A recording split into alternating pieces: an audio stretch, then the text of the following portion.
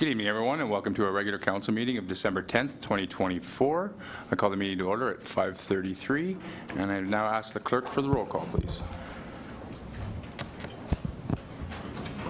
Mayor Sidney. Present. Reeve-Emo. Present. Councillor Legree. Present. Councillor McWhorter. Present. Councillor McDonald. Present. Councillor Sobalski. Present. Councillor Dick. Present. Mayor Sidney, we have quorum. Thank you. As we gather, we would like to acknowledge on behalf of Council and our community that we are meeting on the traditional territory of the Algonquin people. We would like to thank the Algonquin people and express our respect and support for their rich history, and we are extremely grateful for their many continued displays of friendship. We also thank all of the generations of people who have taken care of this land for thousands of years. Can I please have you stand for O Canada?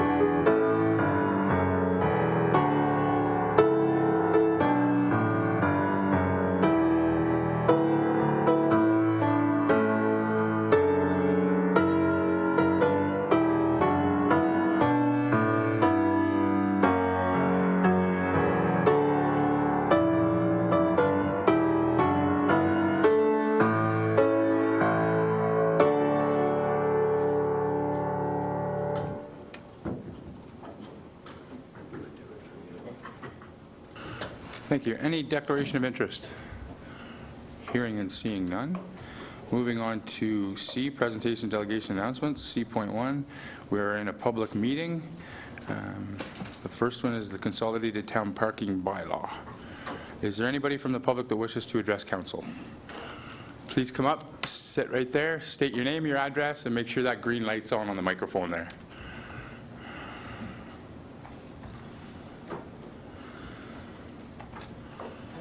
Red. Press the button. Should turn green. Mayor Cindy, members of council, fire chief. You state your name and your Oh, sorry. Bonnie, everybody knows me. Bonnie Mass at 811 Gillen Road, Renfrew, Ontario, K7V 3Z4. Okay. Perfect, thanks. Mayor Cindy, members of council, fire chief and everybody else. I'm Bonnie Mask, concerned Renfrew resident. I hear through the grapevine that several no parking and no stopping signs might be put up on Bar Street across from Queen Elizabeth School. Why spend more money, tax money, unnecessary? House taxes are high enough because of Mattaway. Because there are 5 of these signs on Bouncer Street across from RCI. One of them is hard to see because it's hidden in a bush.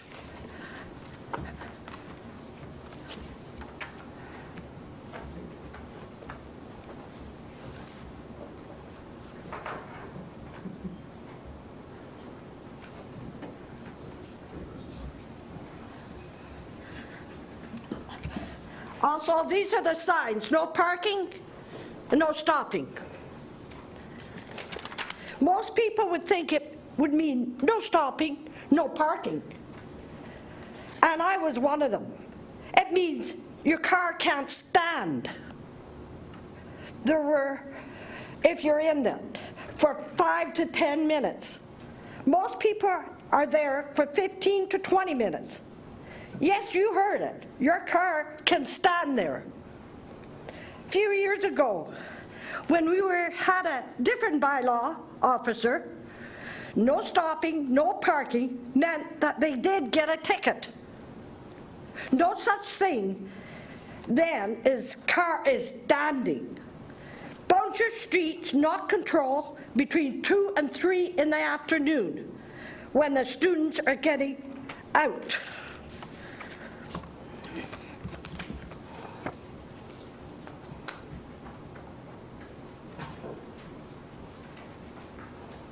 Sorry.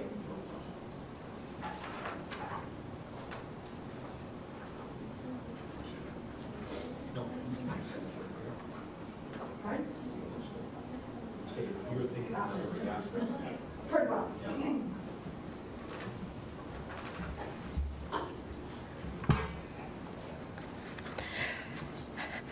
So it's the excuse from somebody says it's not control between 2 and 3 because the bylaw officer has 700 some streets to check on and has many other jobs which entitles a lot of paperwork, which is true.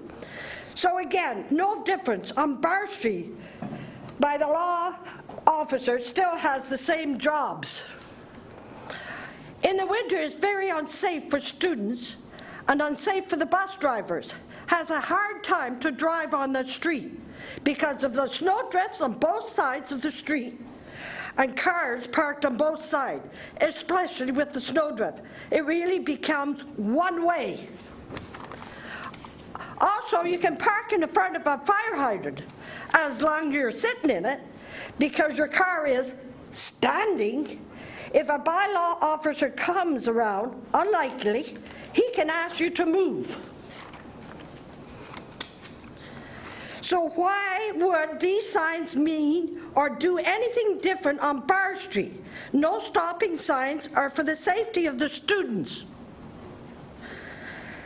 Does the mayor, council, bylaw, fire chief care about the people parking where they're not supposed to be?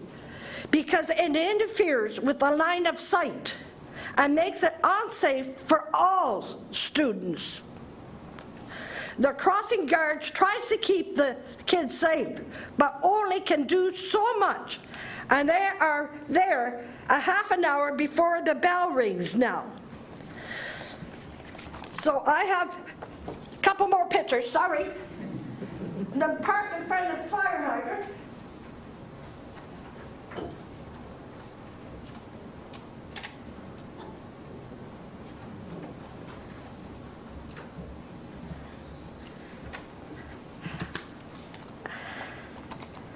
And these are the ones on Bar Street, which also got lots of them. See?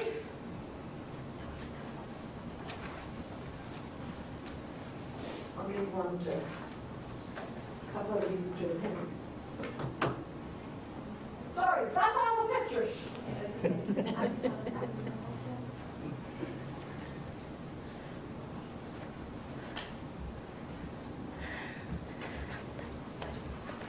for listening to me. Thank you, Bonnie. Any clarifying questions from council? Councillor McDonald? Thank you, through you, Mayor. I'm just curious, have you made a formal complaint with regard to the several issues you brought up through the town of Renfrew yet, or is this your first time coming Oh, forward to make a no, complaint? it's been more than once. Thank you. Thank you. Councillor Oh, Anderdick? okay. Clarifying question? Thank you, Mayor Sidney, and through you. I'm just curious, did you send an email, phone call, or letter when you I filed your... visit the person and right to the face. And a that- couple times. And that was our bylaw officer that you spoke to? I have talked to the fire chief and the bylaw officer. Okay, thank you very much. Any other questions from council? Thank you very much, Bonnie. Okay, thanks. Thanks. Bye. Bye. Is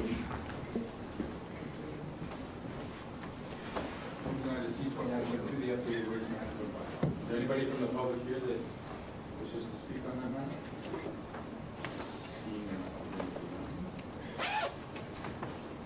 Turn that on this time. Moving on to C.1.2, the updated waste management bylaw. Anybody from the public wish to speak on that? Hearing and seeing none. Moving on to delegations, C.2.1. Andrew McCormick, MFIPA and due process. If you'd like to come up, state your name and your address. Make sure the green light is on. Thank you. And just a reminder that it is a 10-minute time limit, and you will get a warning at 8 minutes. And for clarification, sorry, before we start, Bonnie, you don't have to stay if you want to go. Okay. No, I just wanted you to know. Thank you for joining us, Mr. McCormick. I'll turn it over to you. Good evening, Mayor and members of council, staff. My name is Andrea McCormick. I live at 411 Barnett Boulevard in Renfrew, and I have to say that for years I've enjoyed this town, shopping in it. We now live here, and I have to say it's really a delightful community and warm, friendly. In any event, I did want the opportunity to talk about MFIPA and due process. A few weeks ago, this council supported a recommendation that I be required to request information using a Freedom of Information request. A discussion took place in which the clerk and the CAO provided justification as a result of consulting with other municipalities and determined that because of the number of questions that I asked, the appropriate action was to require me to file an FOI request, lest I burden staff and render the municipality unable to operate, because that would happen if a quarter of the residents asked questions like I did. I have to say that any question I've asked has been a legitimate question, largely after reading reports,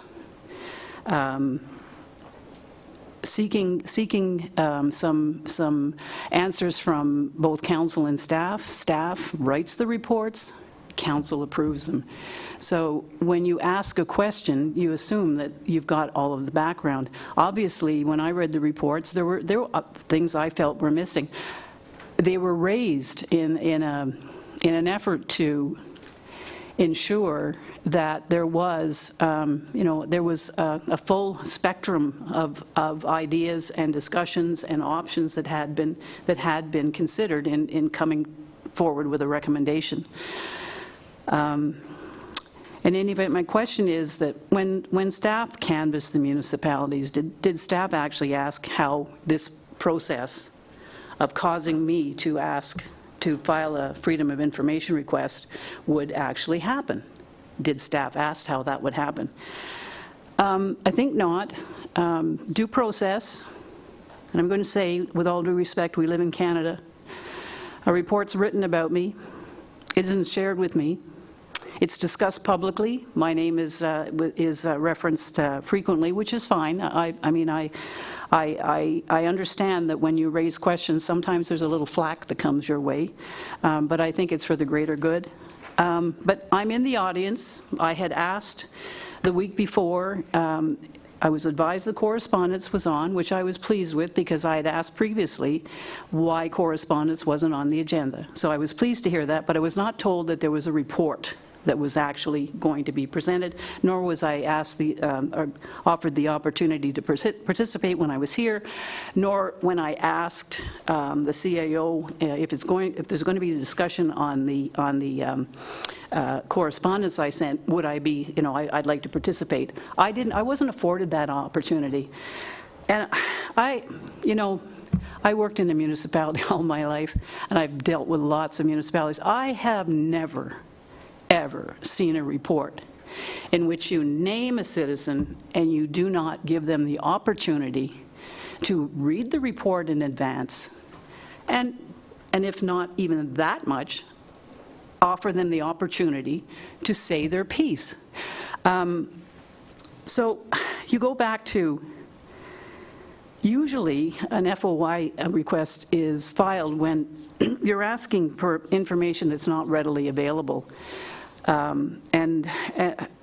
It may be subject to some kind of legislation. So, I mean, that's usually what it's all about.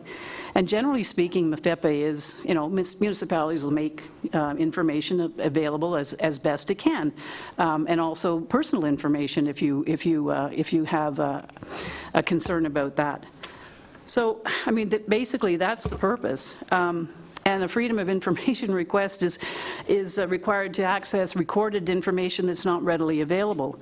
I have a little trouble with there's some confusion between, I'm asking for reports, which I didn't. I know that there were a couple of reports I did request, and I understood they were not available because you've redone your website, and obviously, I mean, it takes time to load all of the documents. So any reports that I requested was because they weren't available, and I was provided them very quickly, which was much appreciated. But I'm not being disrespectful here, but the starting cost for a Freedom of Information request is $5, and it runs up, depending on how much time the staff has to spend finding a report. Again, I remind you, I'm asking questions, straight yes and no, in most cases, questions.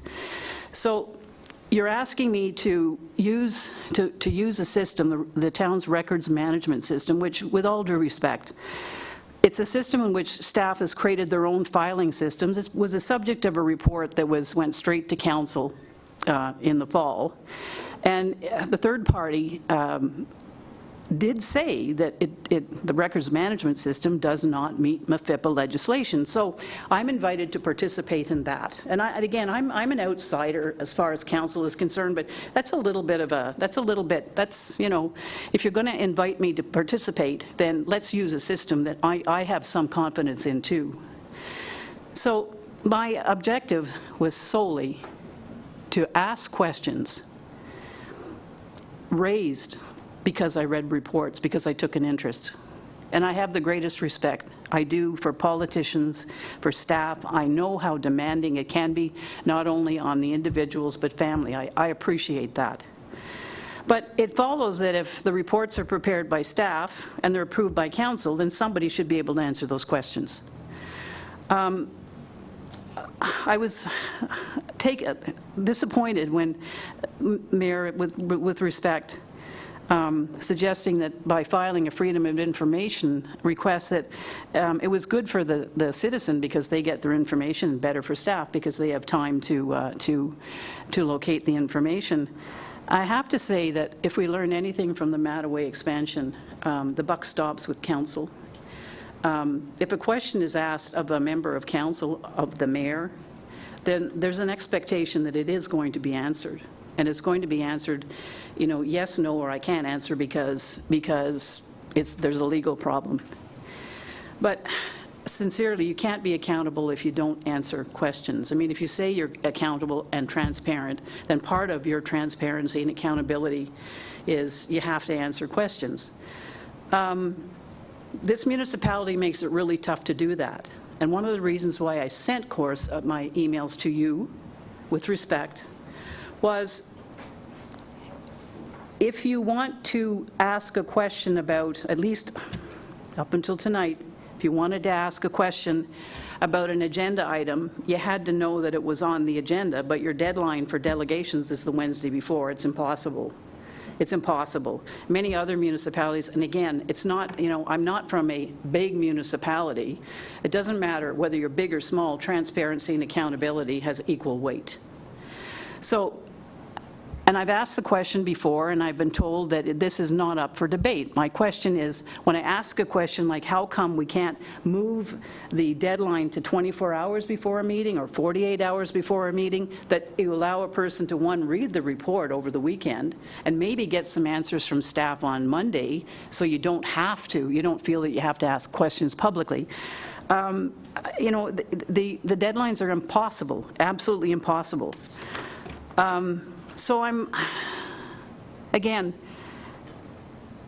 if you don't answer the questions, we're not being accountable. And I feel that a citizen has somewhat of a responsibility to ask questions in the hope of advancing the agenda, not to overwhelm anyone. So you have 2 minutes. Pardon me? You have 2 Okay, minutes, yeah. I'm winding down. By the way, I got into this pickle when I agreed to submit questions to Mr. Mayor, because you were deemed to be the point of contact. I didn't get the answers to the 4 questions. They were about the Mattaway, and you could have answered yes, no, that's all, okay? It was bothersome because the questions revolved around the WSCS report, which was endorsed by council, embraced everything that the consultant said, and basically they were asking about, or there was a paragraph about staffing costs estimated at $740,000 being included in the total cost. I haven't got the answers. And I have to say, again, with respect, I'm not sure who's abusing who here. I think this is frivolous and a vexatious action against me, and it speaks volumes.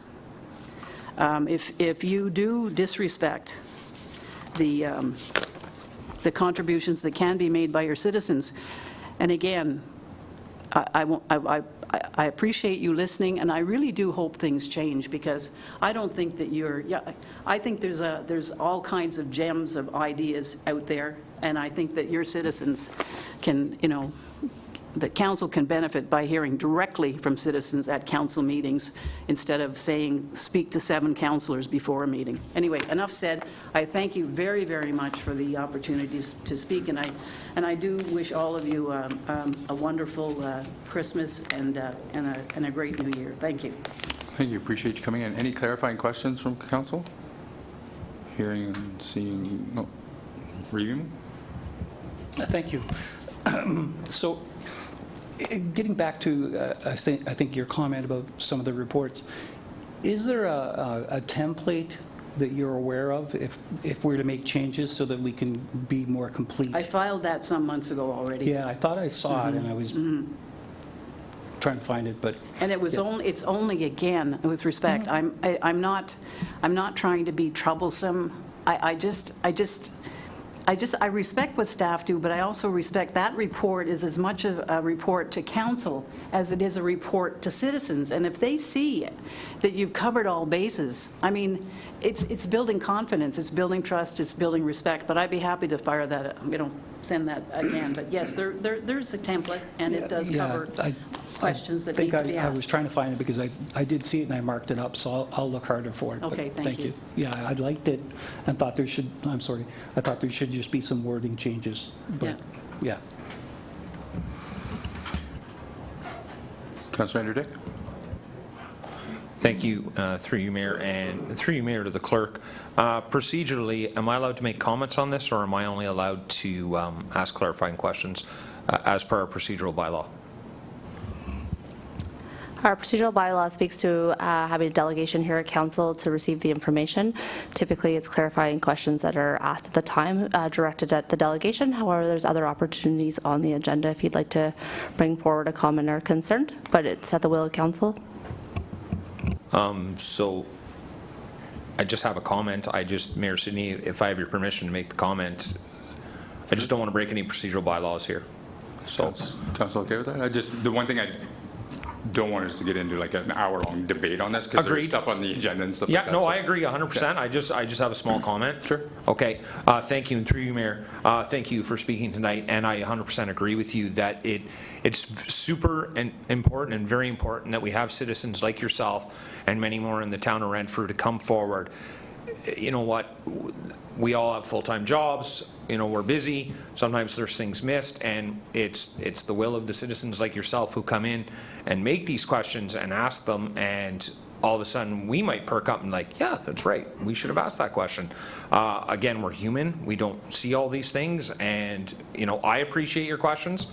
One thing that I want to express to everybody in the room is we all did run 2 years ago on transparency and accountability, and we have a citizen here asking some serious questions, and regardless of what the staff says, it comes down to us as councillors, right? Because we're the ones, like she said, the buck stops with us. So I just wanted to make that comment to my fellow councillors, Mayor and the Reeve, and again, thank you very much for coming in, and I appreciate it. Thank you, Mayor Sidney, for the opportunity. Councillor Legree? Through you, Mayor Sidney, I do have a clarifying question because I'm a little confused. You had mentioned that the deadline to put a delegation is Wednesday, and sometimes the agendas don't come out till after that. But do we not talk about this? I just want to understand this point of it. So we talk about it usually 2 weeks prior. So would they not have like a week and a half to put the delegation in, or am I missing something there? Do you know what I'm saying? Or? Yes.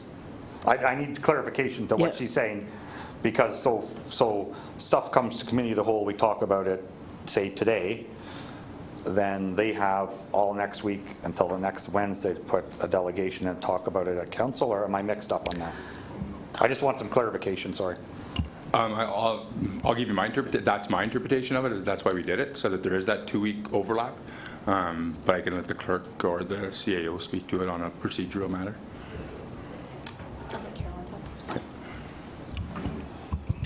Okay. Again, to emphasize the fact that we're here to hear a delegation, so I think it's probably in best interest not to enter into debate here. However, on a procedural end, I think there is some clarification that maybe should be noted about what a delegation is versus bringing forward comments or concerns about an item of agenda. Typically, a delegation is for somebody who would like to come and address and to bring forward a request or a concern and put it before council. So that's a delegation. That's how our procedural bylaw is written. The reason why the timeframes are stated as they are, which is the Wednesday by noon before an upcoming council meeting, is specifically to address that a comment, a request, a presentation has been being brought forward to council, so that if we know by Wednesday at noon, it can be added to the agenda and it can be brought forward to that council meeting and discussed on Tuesday to be able to, and again, that notice period with the agenda going out meets legislation. To speak to Mrs. McCormick's concern about seeing an item on an agenda and addressing and bringing forward comments or concerns, that is slightly a different interpretation of delegation, and those comments can be sent to council and expressed to council at any time. This council has always been open to receiving comments and concerns, which can be addressed and brought forward at the table at the will of council. So to then now talk about how our current committee of the whole and council structure works, we do our best and we try to have information brought forward to under committee of the whole, as you will see later on tonight. Those items, those reports are there, they're to be discussed, and then typically those decisions, those resolutions don't flow until the next council meeting, which gives almost a week and a half to 2 weeks for any member of public to bring forward, to address a concern, to touch base with a councillor, to get feedback, to engage, to bring forward concerns. And then again, when it comes back to council and for formal resolution, there's that time for that discussion. Councillor McCord? Thank you, through you, Chair. I do have a clarification question for Ms. McCormick. So, and based on the questions and the response I just got, I just want to clarify. You're asking about what's on, like your concern is you have to put in your delegation by Wednesday. The committee or the agenda doesn't come out till Thursday, and you don't have time to respond to committee of the whole items, or is it our regular council meeting after the committee of the whole? Because the committee of the whole items, we haven't responded to till they actually come forward on Tuesday night. So the seek answers, kind of like putting the horse before the cart, till we actually talk about it. So I'm assuming it's regular council after the committee of the whole is your questions. Because until this council actually has a chance to talk about committee of the whole, they haven't even come forward. We wouldn't be able to give you an answer on that. May I? Clarification. Committee typically is where the bulk of the discussion takes place. It's where you get into the meat and the potatoes. And in my experience, you want people to input at that stage. Okay, that's. I mean, before you're deciding to go in a particular direction, that often council, unless the information has changed, council usually then adopts whatever comes from committee, and that's based on if the information hasn't changed. But the fact is, you're already leading with some type of a recommendation onto council, and then you're asking people to input at that stage, where in many other municipalities, and staff can have a look at this, the bulk of the discussion, the meat and potatoes takes place at committee. So that's where personally I found the best information, the best discussion took place. It's excuse the expression, no holds barred. Council's considering it, staff is inputting, and you have citizens that are looking at this saying that, gee, what about this, what about this, what about this? When you go off to council, you've already got a recommendation to council, and you're saying that, well, you can change the recommendation. I'm just saying you give people 2 shots at it.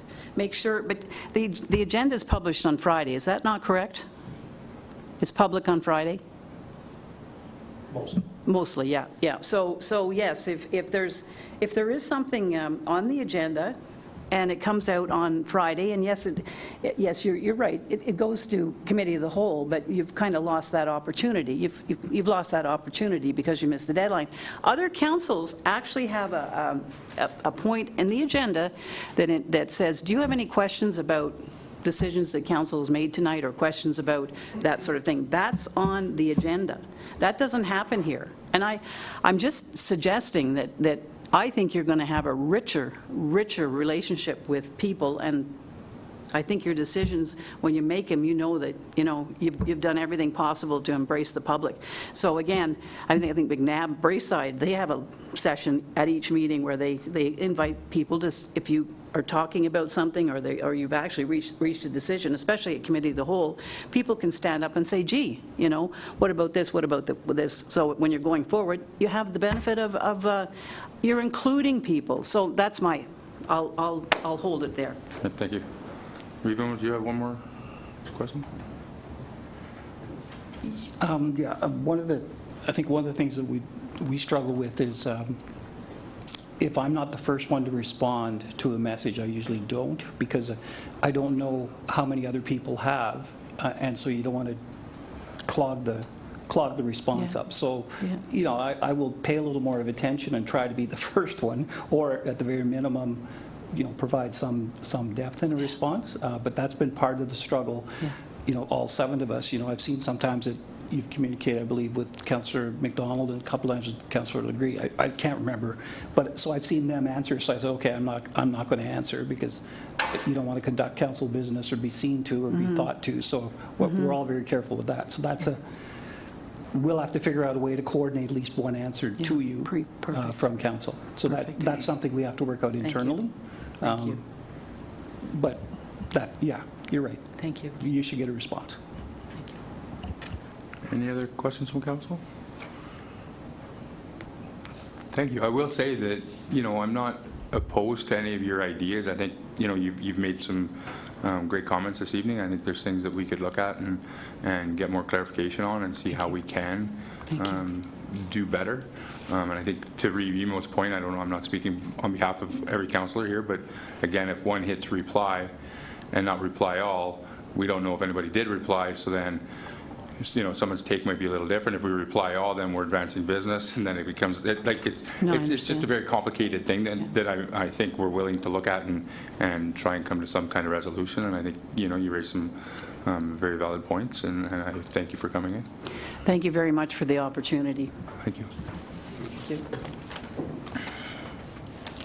All right.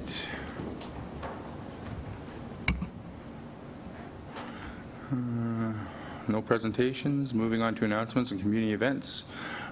Before I turn over to council, if they have any, I just wanted to make note of today I was up in Pembroke at the inaugural county council meeting for the vote for warden for 2025, and I am pleased to say that our Reeve, Peter Remo, is the warden for the County of Renfrew for 2025, so congratulations, Reeve.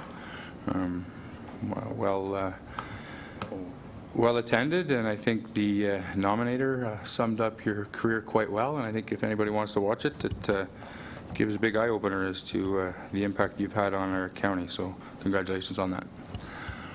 Any other member of council have a Councilor McWhorter?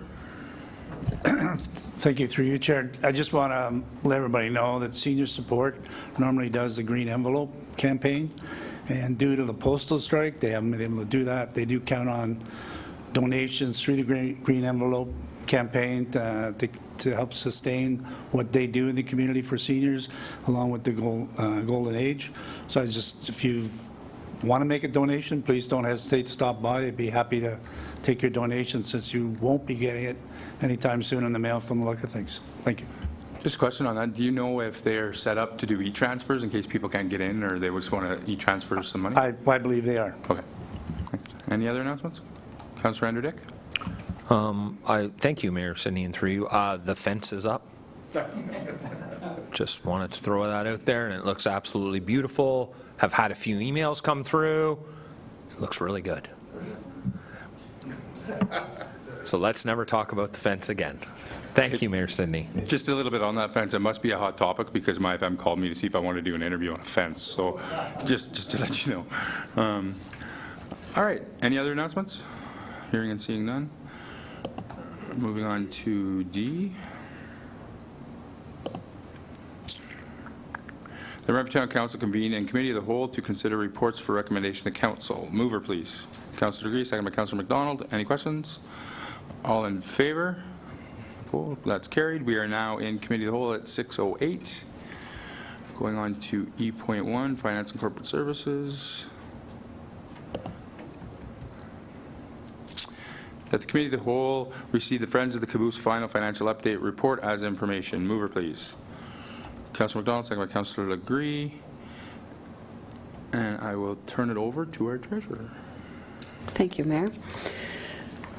So this is just a follow-up, and to let you know that the Friends of the Caboose have completed their financial obligation with regards to the agreement that they entered into.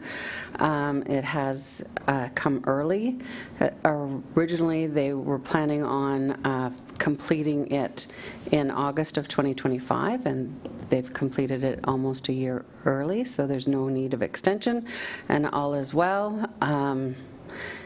And I understand that there was lights added this week to light it up for the winter. And if you have any questions, please let me know. Councillor Andrew Dick. Thank you, Mayor Sidney, and through you. Just a comment. I was the liaison between this committee and council, and I want to thank Treasurer Jackson for getting this information, because I kept having committee members saying, when are you going to report that it's paid for? And we got her done, so I appreciate Treasurer Jackson doing that. And again, yes, we put some lights up on some recommendations from the committee. They said if we could get some lights up, and I'm sure, I haven't saw it yet, but I'm sure it looks amazing. And to the public, it just shows that when you put together a committee and you work with the town, and you work together, good things can really come. And it was a great committee, and thank you to them, and thank you to the town staff for making all this happen, and thank you to the former council, because I believe they were the ones who started this big project, and everybody wins on this one. Thank you. Thank you. Any other questions? All in favor? That's carried. Thank you, council. On to E.2.2.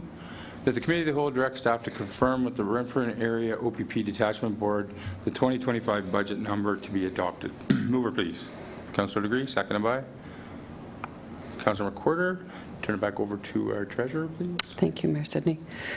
So this has come forward, but it's very confusing to say the least, because the numbers that were passed at the actual OPP Detachment Board meeting is different than the numbers that was brought forward.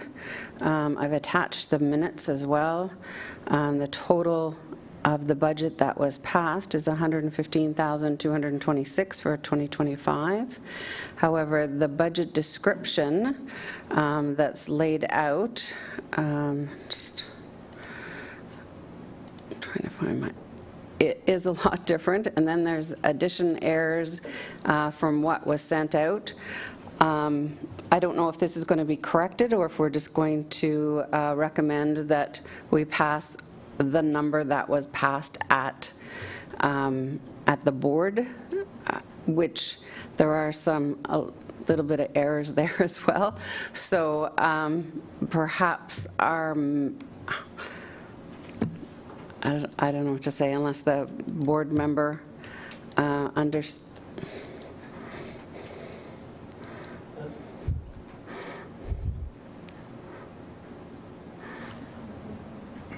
Councillor Degree, do you have a comment on this?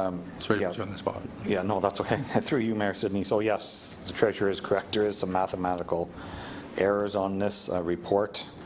I think we'll be taking it back probably Thursday to the meeting to get it rectified. So we have a meeting this week on Thursday, and we'll take it back there. If there's any other questions, I can try to answer them. There's just one other comment as well. Is has there been a decision? I haven't seen that there has been a decision with regards to how they're going to share the 2024 costs to this for this board, because there's been a number of costs for this board, and currently there is no decision made by the board how they're going to reimburse the town of Renfrew for forwarding those costs. Through you, Mayor Sidney. Yes, so the municipalities apparently understand, it's a verbal contract right now, that for 2024, this was a meeting we had with former CEO Tremblay and the board, Police Services Board Chair, that the town of Renfrew would look after the costs for till the end of 2024, and at the end, then that would be shared amongst the 7 municipalities. So the Treasury Department, once we get into the new year, will have to pull that report to see what was spent in 2024, since the changeover of the board, obviously, and then that'll be in the new year. We'll have to invoice the other 6 municipalities, whatever that amount is. Okay. Councillor McWhorter? So, through you, Chair, thank you. For Councillor Degree, so should we be postponing this till the numbers are corrected? Because that could change. Yeah, the motion actually reads to direct staff to confirm with the board before we do anything. No. No. Councillor Sobolski, you have something? No. No? Okay. Any other questions? Revimo? Yes, I'm curious about the about how it's going to be apportioned out, because at some point, like I think I've heard conversations of the community that there is some talk of doing it differently. So I guess if is that actually clarified by the board at this point? Through you, Mayor Sidney, for the 2025 budget? Yeah, so basically it gets shared, whatever the total budget is, it'll get divided into the 7 municipalities. The only other way we can do it is if all 7 municipalities agree to a different cost sharing, whether it's by household or whatever, but again, all 7 would have to agree to that. So if 6 did and 1 didn't, then it automatically reverts back to shared cost. Does that answer your question? Okay, thanks. Any other questions? Hearing and seeing none, all in favor? That's carried. Thank you, Council. Moving on to E.4, Infrastructure, Engineering, and Public Works. E.4.1. That the Committee of the Whole recommends that the Renfrew Town Council receive the final report for the Master Transportation Plan as presented on May 7th, 2024. Mover, please. Councillor McWhirter, second by Councillor Legree, and I will turn that over to Acting Director Bishop. Thank you, Mayor. So on May 7th, 2024, Steve Taylor from BTE came and presented the draft report for the Master Transportation Plan, and that was at Committee of the Whole. So the report then was circulated to staff and council for comment, and now we are just trying to adopt the final report. BTE submitted that report on December 2nd and incorporated any comments that anyone in staff or council had. The final report highlights short-term, medium-term, and long-term projects for the future, and the report, as well as the appendices, are posted on our Zen City projects page and our website. Thank you. Any questions from council? Councillor Anderdick? Thank you, and through you, Mayor Sidney. Just two questions. The first one, do we by law, by the municipal law, by law, do we have to do this every 10 years or 20 years? Is this one of those, or is this something that we just do because we should do it?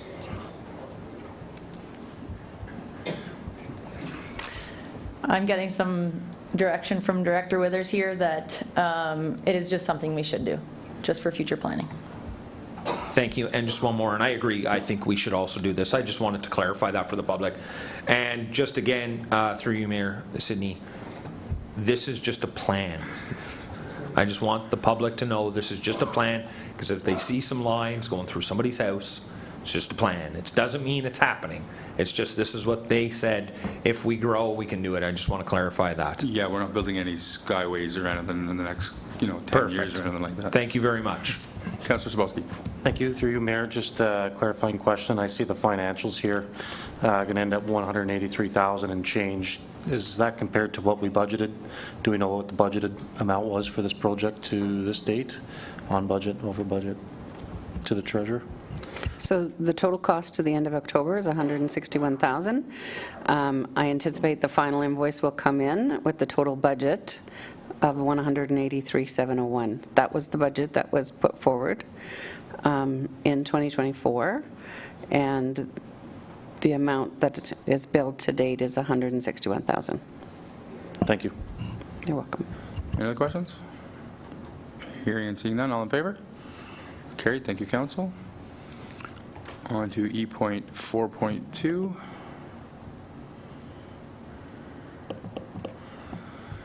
The Committee of the Whole recommends that Renfrew Town Council approve the award of contract 2024-31-IPWE for snow hauling, dozer rental, and pushing snow and grader rental to Boncher Excavating, Inc.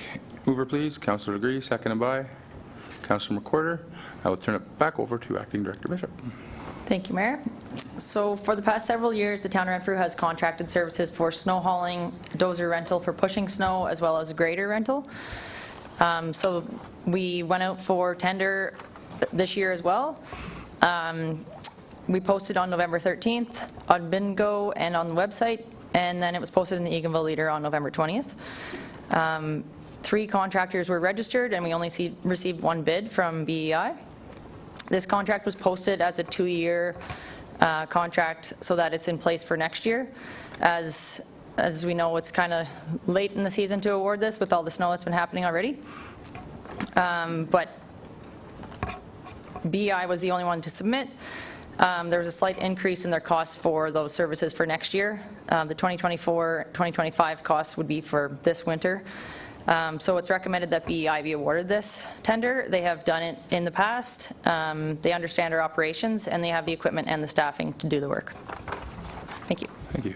Before I turn it over to questions, I think I just want to jump in here to say this year was a bit of a unique year for the bit of a delay. For one, we had a former acting director that very quickly departed us due to medical reasons, and our current acting director came on board in October in the middle of a whole bunch of other job works that were being done. So I think this year is a bit of a one-off as to the delay, and I respect the workload that has been done. Any questions from Council? Councilor McDonald? Thank you. Yes, and I through you, Mayor, and I understand what the issues were this year. Can you just clarify? I just caught the last part of it. We only have 3 people that are on the list Did I get that correctly? And only one responded, which was BEI? So it just means that any contractor needs to register to actually submit a tender. So 3 registered, but only 1 actually submitted a bid. Councillor Andrew Dick? Thank you, and through you, Mayor Sidney. So when the report came through, I went through it, and I did have some clarifying questions that I felt the public should be aware of on how this process was done. So as Acting Director Bishop stated, that they did post it on a website on November 13th. They did do an emailable leader, but they also, I'm not sure if she said this or not, but they did also email it to 10 potential other vendors. You know, so I just wanted to let you guys know that. And they had 3 vendors that registered, but only 1 bid submitted, BEI. So I just, and then I sent this, acting CAO was away on holiday, so I did send this to Director Withers and CC'd Director Bishop my questions, and they were great enough to answer. And then just a clarifying thing to council, Director Withers says, moving forward, I suggest that our award reports include a brief procurement summary similar to the above for council information, because I think that's important for us as councillors to know where the bids are being sent, how they're being done, who bid on it, and I think that's very important for all of us in making our decisions. So thank you to both those staff members in doing that and doing it within 24 hours. I really appreciate it. It helped me make my decision. Thank you. Any other questions? All in favor? That's carried. Thank you, Council. Moving on to Library, Community and Recreation Services. E.5.1. The Committee of the Whole recommends that Renfrew Town Council approve the transfer of all intellectual properties and assets of Roots Music Festival to Calabogie Motor Sports Park. Mover, please. Councillor McWhorter, seconded by Councillor Legree, and I will turn it over to Acting Director Fraser. Thank you, and through you, Mayor. So, Warden Peter Emo reached out last Wednesday. Calabogie Motorsports Park is applying for a grant, and they need part of the grant, the eligibility for it, states that it has to be for an event that's run 2 consecutive years or more. So they are interested in acquiring Roots Music Festival name so that they can apply for a grant, essentially for the same type of festival with a rebranding of the name. So I can let Peter Emo speak to this more if he wishes, but essentially we're just looking to transfer the Roots Music Festival name into their property. Thank you. Review. Thank you. Yes, they, as part of their long-term plan, and so I was involved with Calabogie Motorsports initially as a member of council in Greater Madawaska, and I chaired the Land Use Planning Committee. So when they came forward with their plan, they'd expressed a desire to branch out from motorsports to various large community events. And part of that was to make sure they built some accommodation, but also at the same time built a venue. And they'd identified music and significantly sized music events as a field they wanted to get into. So they put together a proposal. In their conversations, they were trying to access funding, and someone mentioned that I had been involved in a few of these. So they called, and in the conversation they started asking about who can we approach, to either piggyback on, and I mentioned this festival that I didn't think we'd be doing again because of the, just the logistics of it, and that it might be, worthwhile approaching the town to use the name. So they've approached the ministry, and the ministry seems to be okay with this kind of a transaction and encourages it. And similar to what we did when we took it over initially, we piggybacked off of what was known as the Bluegrass Festival in in Horton, we use that as our jump-off point to be able to get some grant money. So it's a means of them establishing themselves, and the money is essentially there for them to promote. So they're going to promote down into Upper New York State, into the Golden Horseshoe, all along the Seaway, and I believe into Michigan and those areas. So they have quite a wide range, and they're using their mailing list and client list from the track as well, because they come from all over. So it's and they've got some pretty significant acts that they're booking, and they're going to be announcing them, I believe, starting in March. And so I was down last week because my mom's house is right at the end of the track, so and it's for sale. So when I looked at it, I went down to take a look at the land, what they're clearing. It's going to be pretty impressive. So, any questions from council? All in favor? Carried. Thank you, council. On to the office of the CAO Town Clerk. E.6.1. That committee of the whole recommends that Renfrew Town Council approve a boundary expansion for the downtown Renfrew business improvement area. Mover, please. Councillor Agree, seconded by Councillor McDonald. And I will turn it over to our Town Clerk, Eric, please.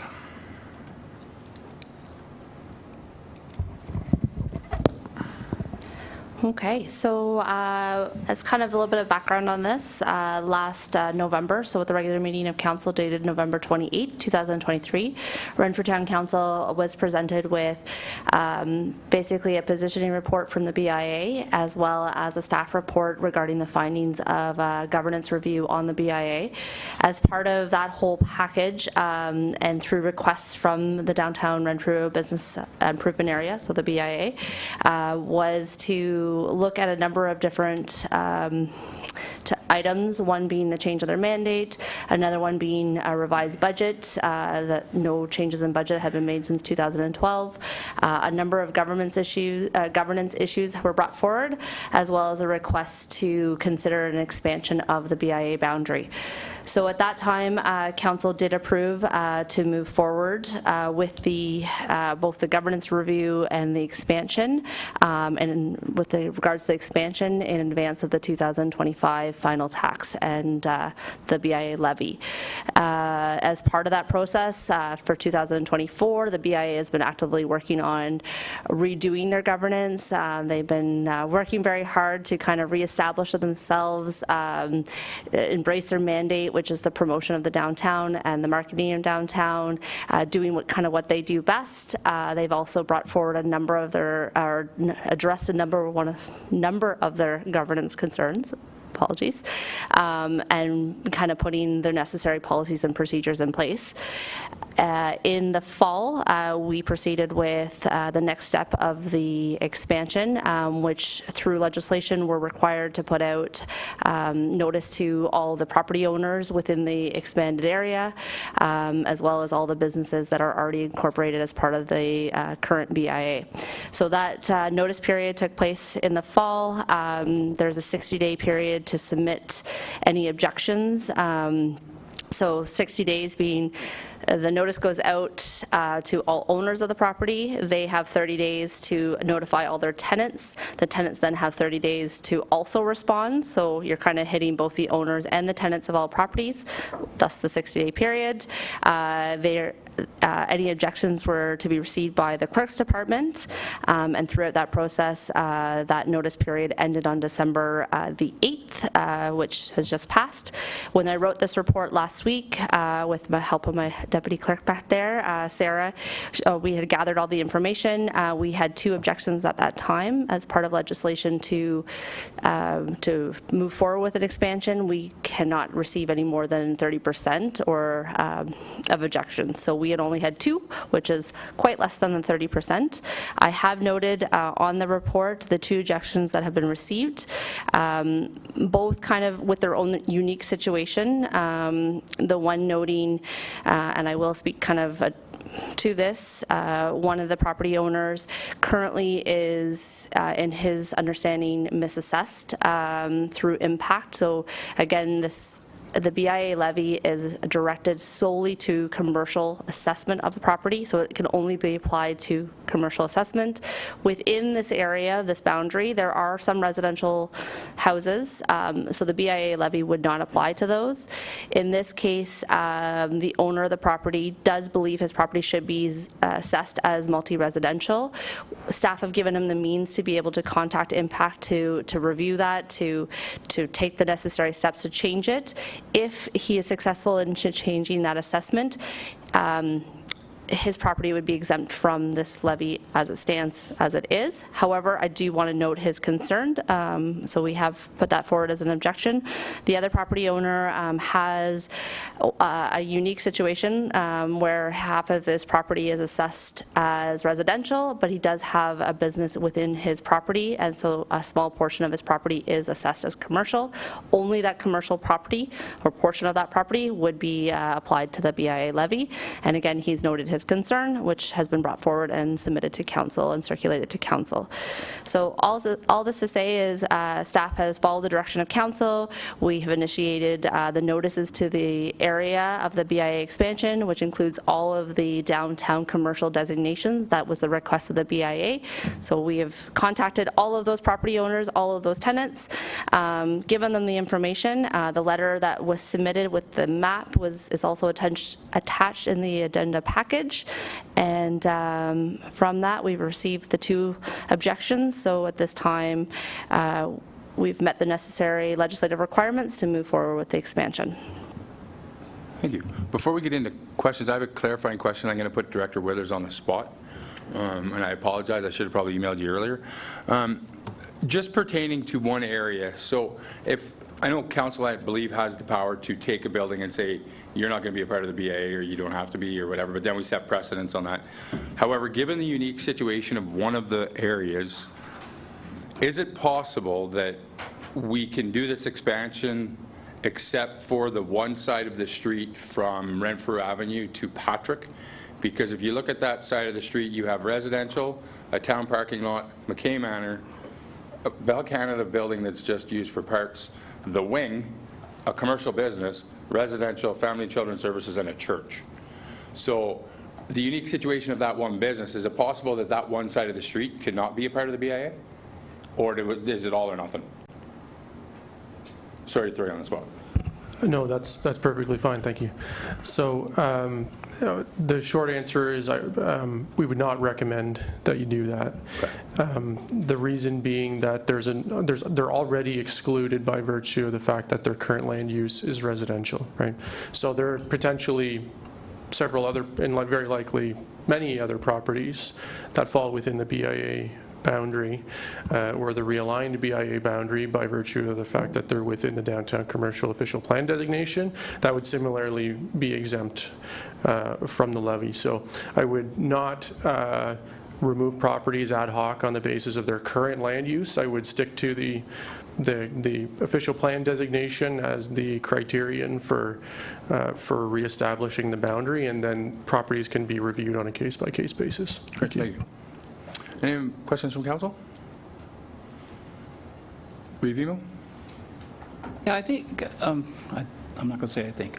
I have a comfort level with this because I've seen a similar model in Niagara-on-the-Lake where you walk through some buildings off their main street, and then there's a secondary shopping area or cluster.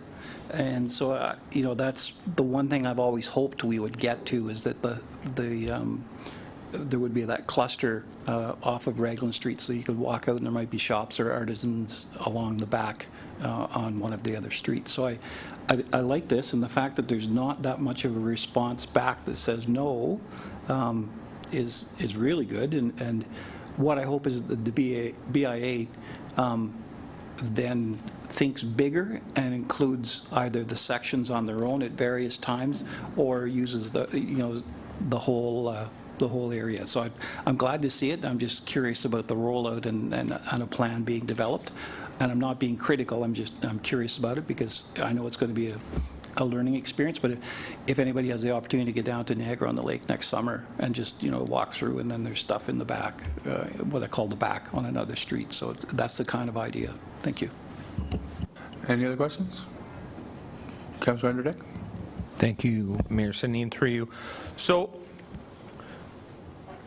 I'm not for this. I'm not against it. I like what Peter Revimo said. Like, this is a good thing. Just my concern is when this was brought forward, former staff member, well, I'll just say our former CEO was the one who kind of helped us get this going.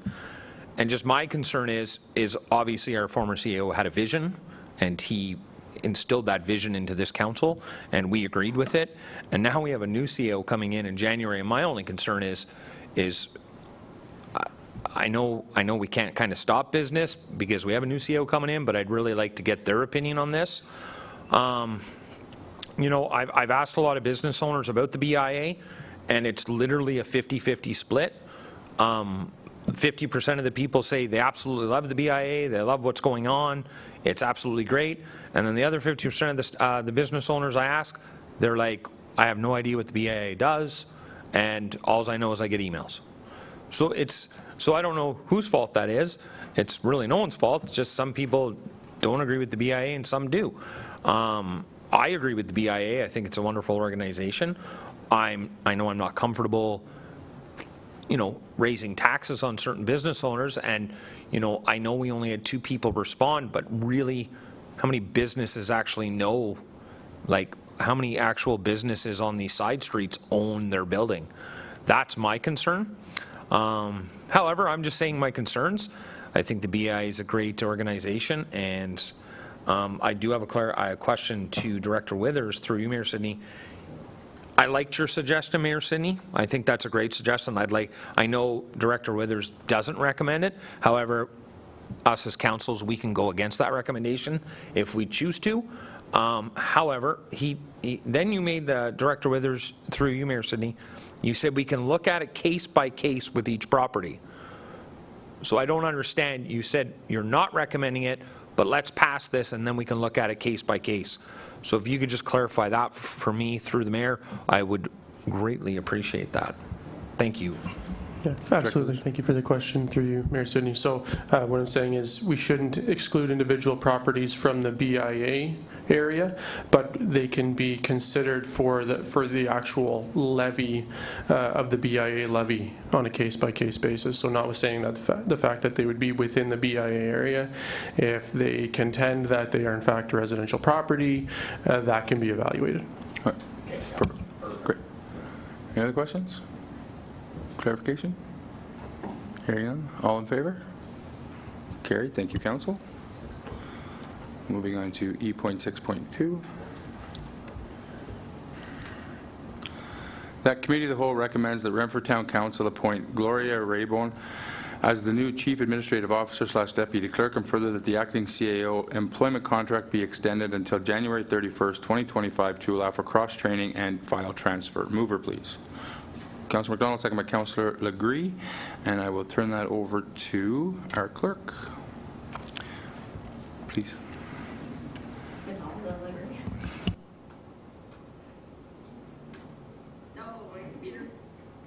Sorry, I froze on my computer and I couldn't move it forward. Okay.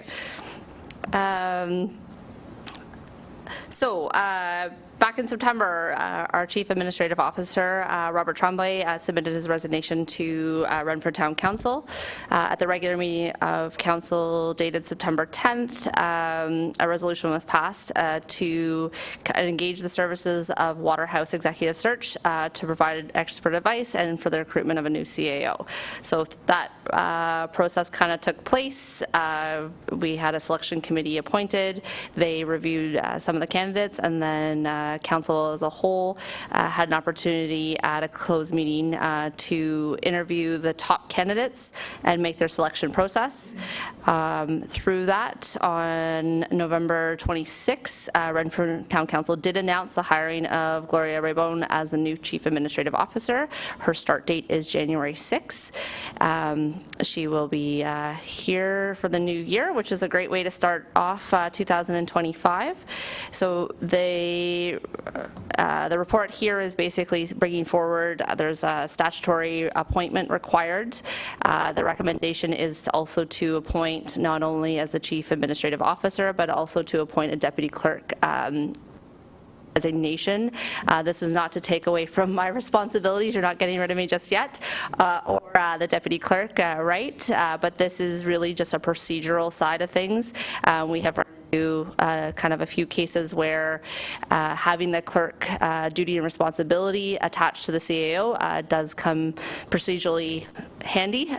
So again, it just allows that to take place. And then because currently we do have an acting CAO, her employment term as that acting position does expire on December 31st. I do think that there should be a kind of a crossover I guess a month so that the file transfer is going to happen. There can be some fulsome kind of discussion as things transition. So the recommendation is also to extend our acting CAO until January 31st.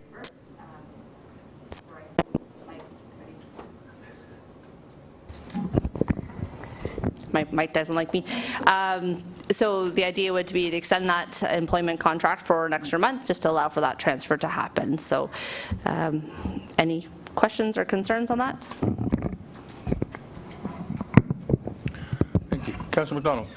Thank you, Mayor, and through you. I would rather have an increased overlap.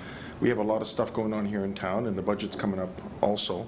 I don't think there's, it's my opinion, from the 6th to the 31st, is that going to be enough of an overlap? Because I do want success for the new CEO coming in here and for the town. So I'm interested in the opinion of the acting CAO, but I wouldn't mind a bit more of an overlap. Or so we'd be talking like to the end of February, kind of thing? I'm interested in her opinion to see where it goes from here. So.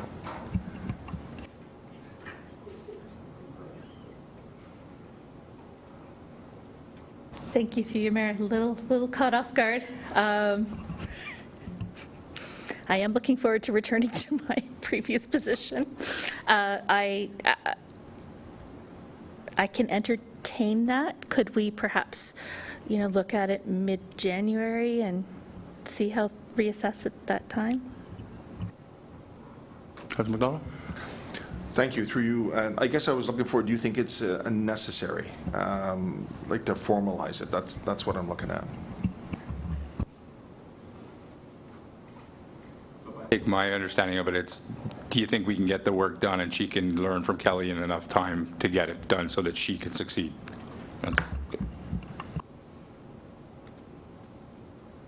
Very hopeful that time period would work well. Councilor McDonald. Thank you, through you, Mayor. So I guess to your point, CAO, it's we can reassess it as we go through January. Okay, thank you. Yeah, so if we approve this, it will go to the 31st of January, and then in the middle of January, if we're like, whoa, we need more time, we can reassess it then. Councillor Anderdick. Thank you, and through you, Mayor Sidney, I'll just make my comments about this. I don't agree with extending it. So I just got to jump in here. Yep. We might have to bring this into close because it is an identifiable individual. And I can turn that over to the clerk just for procedural. Well, I'm totally lost then. No, I'm turning it over to the clerk so that it's clarification, because we discussed it earlier today. Okay, yeah, definitely clarify, because we have two individuals named in the report, and now we have to go into close to talk about it? Or clarifying. Okay, yeah, please clarify. Through you, Mayor Sidney. Do apologize. Okay, my mic's not working. Yeah. I think to Mayor Sidney's point, certainly if you have a concern and want to express a concern, I would say depending on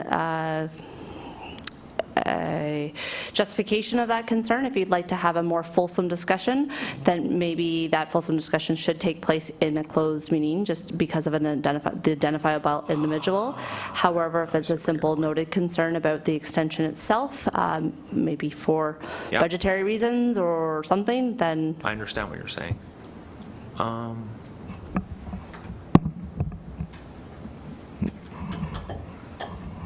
No, I don't think we need to go into closed. I have no issue with the individual we're speaking of. I think 30 till January 31st is sufficient, and then we can revisit this in the middle of January. Perfect. Yep, thank you. All right. Any other questions or comments? Councillor Sabelski? Thank you, through you, Mayor. Just to the clerk to explain maybe a little bit more detail the requirements for the deputy clerk designation, and to follow up, would the incoming CAO be aware that they'd be also adding this nameplate to their title? And if that nameplate's provided, so I guess it's a three-part question, we do have a deputy clerk as it stands. So just elaborate on the proper need for this, please. We're going to try this. We're going to try this and see if it works. Okay. Through you, Mayor. So just remind me if I missed part of your question, sorry. So the designation, so the Chief Administrative Officer, very similar to previous appointments that have been done with the CAO, there was kind of the component of the / deputy clerk, both are appointed. Through legislation, a clerk is always required in a meeting component. There are times where at a high level of confidentiality, council may need to go into close, and maybe only the CAO at the time is engaged. It doesn't happen often, but it can happen. Again, this is done strictly on a procedural level. The new CAO has been notified of it. She is in agreement with it. She sees no problem on the procedural end. It's not to take away any duties, again, for myself as the clerk or our deputy clerk. It's not to take over meetings, to eliminate the position or anything like that. It's solely a procedural, again, to meet the legislative requirements if needed.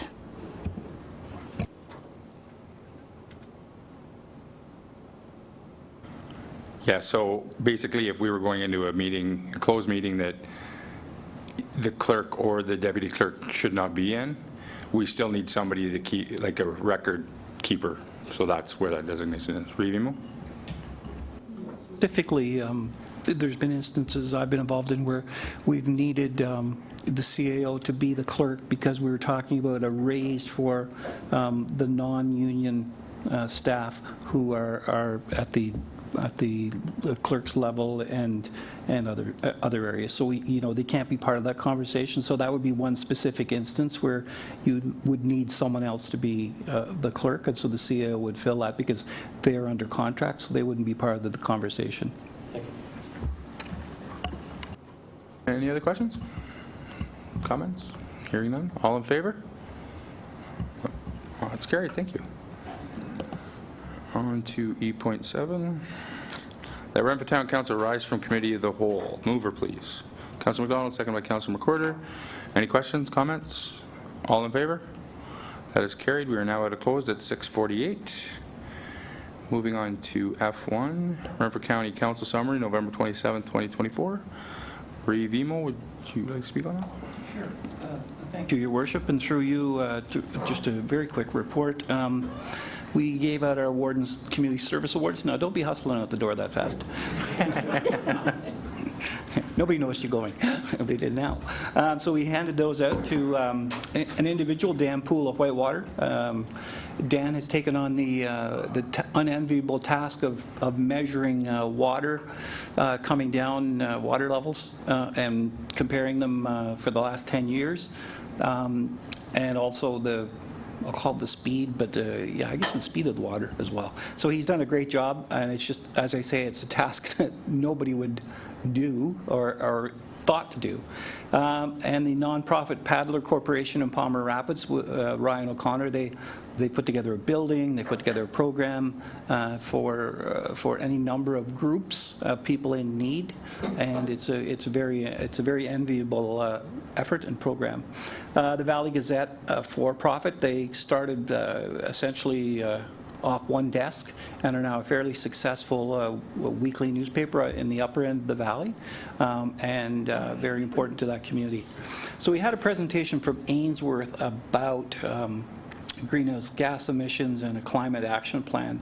So we've set up an ad hoc committee to steer that. And essentially, I indicated to council today that our approach was going to be that we would get our own house in order internally. We would then export the ideas and plans to the other municipalities in the county, and then we would move over to the public domain and start engaging with industry and the public to try and come up with a larger plan. So, frankly, we can't go out and preach about it or talk about it or try and form partnerships if we don't know what we're talking about. So that was the idea that we had. And we also just mentioned that we have some delegations lined up, and I move you down through to community services on page 2. We've received an award from the Ontario Municipal Social Services Association for our MESA initiative. And I can give you more information on MESA in the next little while. There's a report coming with some numbers, and so that's going to be awarded to us in Toronto in May. Of interest, on page 3, the top of it, the Ottawa Valley OVTA has been in discussions with Petawawa and the City of Pembroke about the municipal accommodation tax.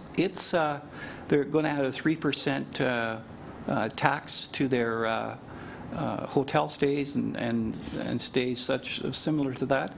And so it's likely to generate about $298,000. And of that, 50% of it, because of the bylaw of the town and the city, will go to OVTA to promote those two communities. And so that's it's a really good revenue tool. So that will not, we've agreed that we will not reduce the county's and the city's current commitment to OVTA. We have a 5-year contract. We also should note that we bought in partnership with the town of Deep River Keys Public School, and at this point we're looking at what we can do with it, whether it can be turned into affordable housing. Unfortunately, I think the building is too far gone for that. There is a nice what used to be the old gymnasium, and CNL did a great job of utilizing that. They rented it for a while till they moved everything back on campus. And so the gymnasium area is salvageable. It's unfortunately in an awkward position on the property, so the whole thing might be raised. So we're in the process of talking to a not-for-profit from Eastern Ontario about doing something with the property. So we've put some timelines on it, and with a bit of a shotgun clause, with the idea that there's not any progress within the next 18 months of significant progress, then the school board can either purchase it back or Deep River can purchase it from us. So we've added that shotgun clause so it doesn't sit there and gather weeds for forever. We have been approved for 6 EV charging sites on our properties, this property in Renfrew and then the one in Pembroke. And I think, Your Worship, that is all that I can report to you right at this time. Thank you. Thank you. Moving on to F. Any questions for the Reeve? Hearing none. Moving on to F.2, Renfrew County District Health Unit Board of Health meeting. Reeve, do you have anything you would like to comment? The report stands for itself, but I think the chart about the weekly opioid overdoses and emergency department visits, it's gone down this year. When we're suggesting that it's related to the efforts of our MESA team, but also at the same time the health unit has nurses out in the community with doing some harm reduction stuff. So the numbers have gone down. The number of deaths have gone down, fortunately, as well. I believe last year they were at 41, and this year to date I believe we're at 29. And so it's it's still unfortunate, but it seems that we're having some impact. There's the naloxone distribution program, and you can see that on the 3rd page. Again, you are the chef. Immunization continues to be we seem to have a very good rate in the county. There's not as many refusals as there are in other areas, and the vector-borne, if you look at page 5, the vector-borne environments, there are a number of people sick with the flu, but then you also take a look at the ticks. So we've been very actively getting out in the community to talk about ticks. We're way ahead of sicknesses of last year.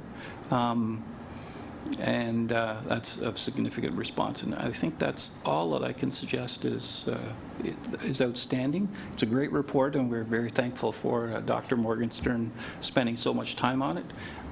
We usually spend about an hour talking about it at the board meeting. So thank you, Your Worship. Thank you. Any questions on regards to that? Councilor McWhorter. Through you, Chair. Thank you for you, Reeve. Do you think the drop in opioid use has anything to do with the MESA? Yes, thank you. We think it has because we're getting right out into the encampments. I can tell you that now there are only 4 people at this point in the Pembroke area in tents, and last year there was more than that. And there's less people in the downtown area.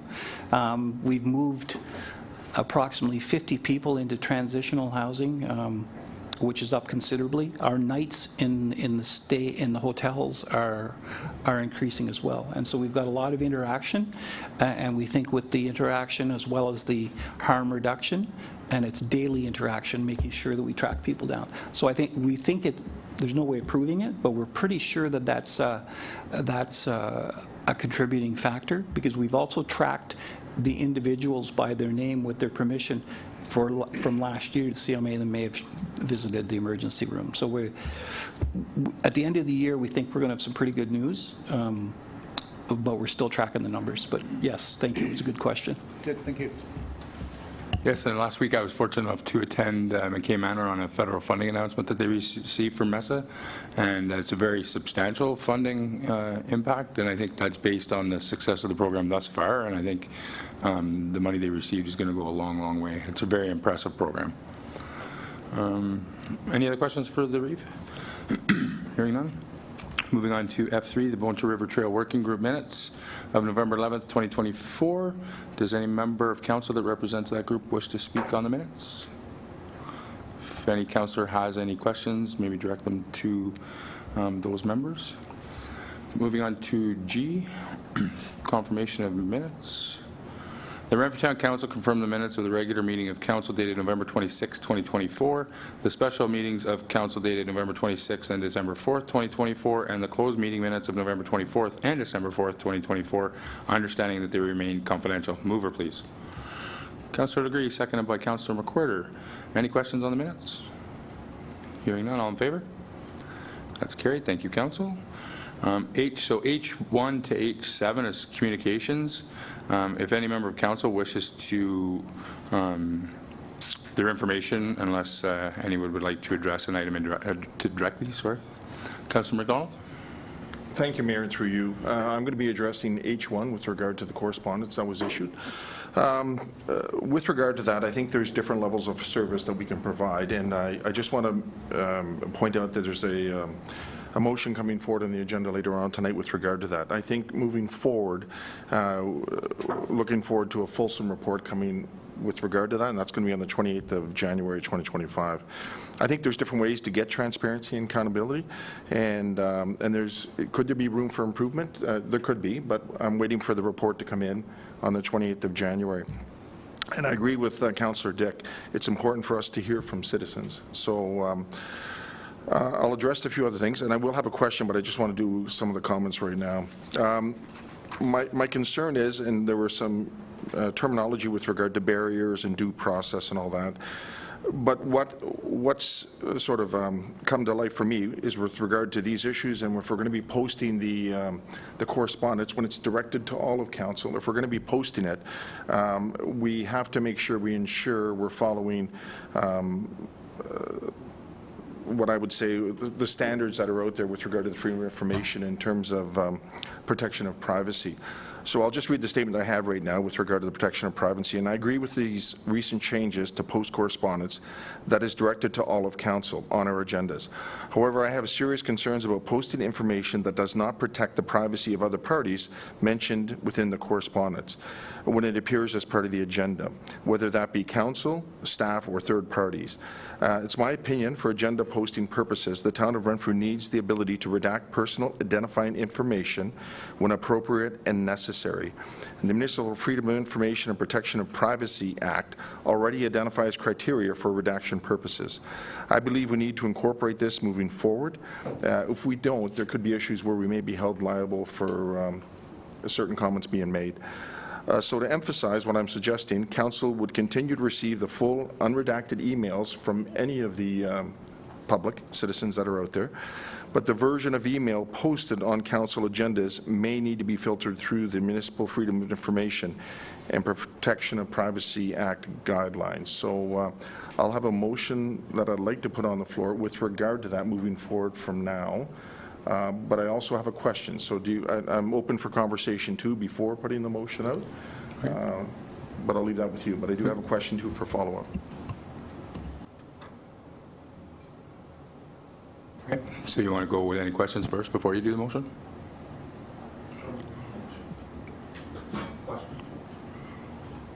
Thank you. Question, Mayor Sidney, and through you to the clerk. Are we doing the motion now, or is it down the agenda a little bit? We have two different things, Councillor McDonald. Yeah. So the motion that is going to come forward is now, and then there's another one. Oh. No, I'm still confused. Okay, I'm going to back off. Someone's going to help. Review, you have a question? No, a comment. I agree to a degree with Councillor McDonald, and it's a tricky spot about redaction, but at the same time I think there is the opportunity to offer some protection to ourselves by placing on the agenda the phrase that all documents are public. There's a phrase that some agendas post that so it's a warning to people, in case something slips up. We don't quite take out Mrs. or Ms. and I'm smart enough to know that 7 letters is Mrs. Crozier, or 6 letters, whatever.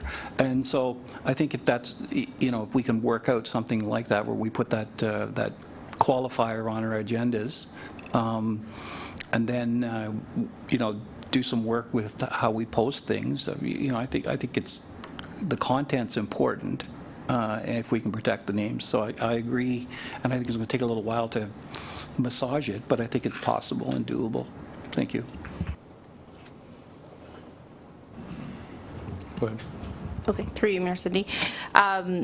Just so I'm capturing this correctly, so when an individual provides correspondence to the council, right, that information becomes public knowledge, and it is to be displayed as, it can be displayed as public knowledge, right? So you're talking about the content within the email, correct? Or letter or whatever. So you're talking about third-party identifiable identifiable individuals within the content, correct?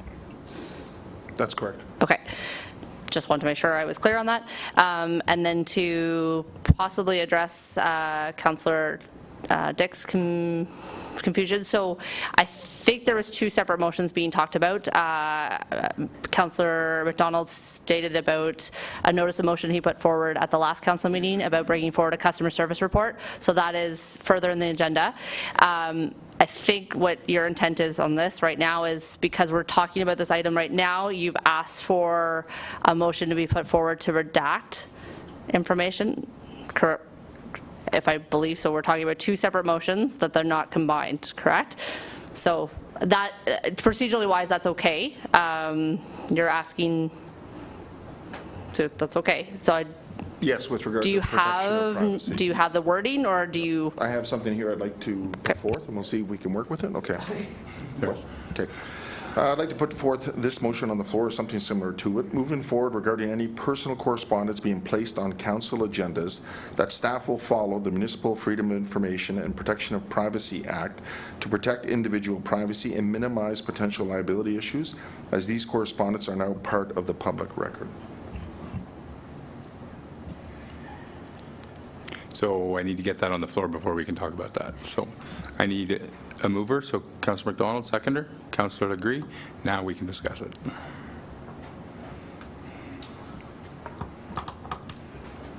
I ask if you go through it one more time, if you don't mind, please.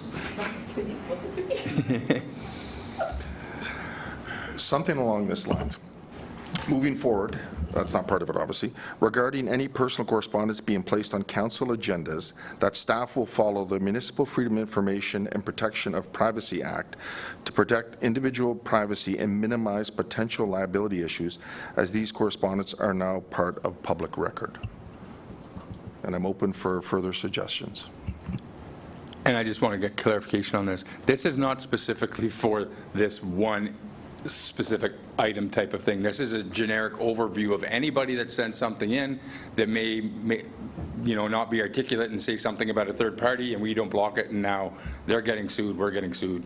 Am I understanding that correctly? This is just the platform, and where we can talk about it. Yes, moving forward, I think now that we're posting correspondence that's addressed to all of council, I think this is appropriate to protect third-party interests also. I think previously we did receive correspondence from other people and that we never posted it, but moving forward now, I think we need to protect privacy of some individuals, but there needs to be a criteria for that. So I think the simplest thing is to follow the Freedom of Information guidelines that they have. Perfect. Thank you. Yep. Councilor McCorder. Through you, Chair, for Clerk Everett.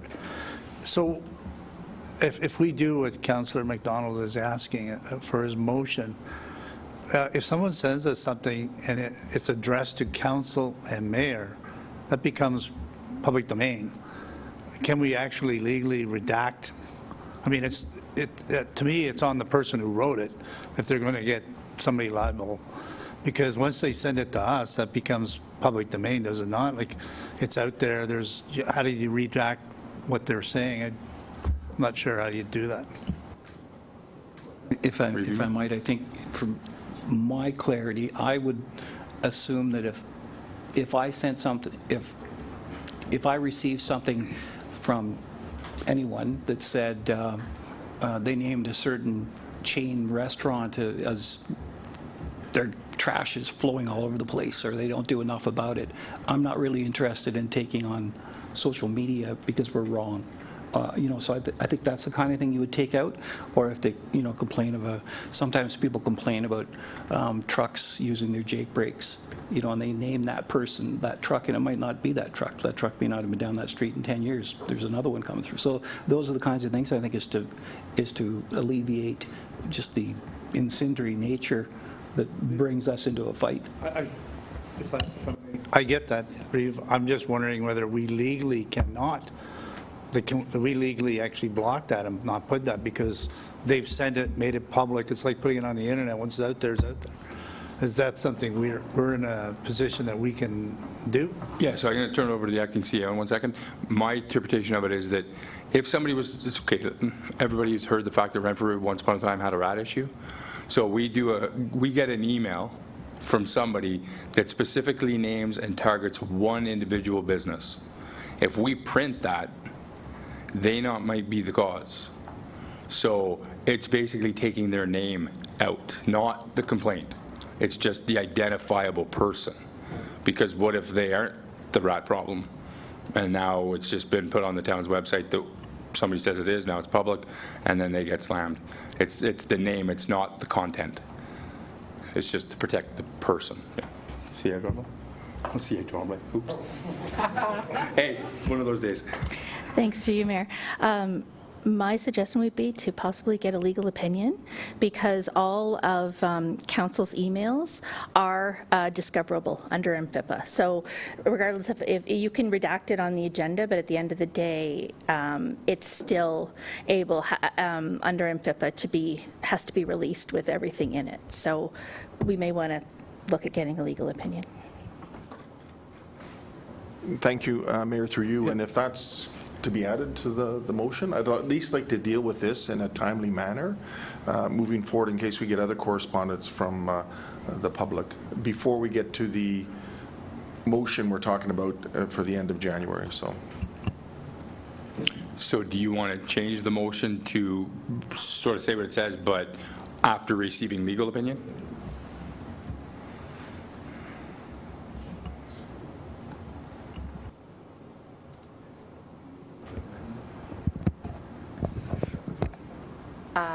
Yes, we can yes, if somebody wants to do an amendment for that, that's fine. No.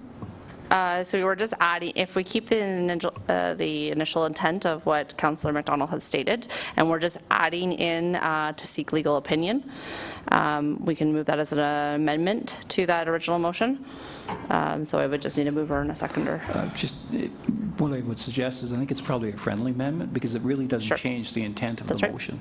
So just a more fulsome explanation. Right.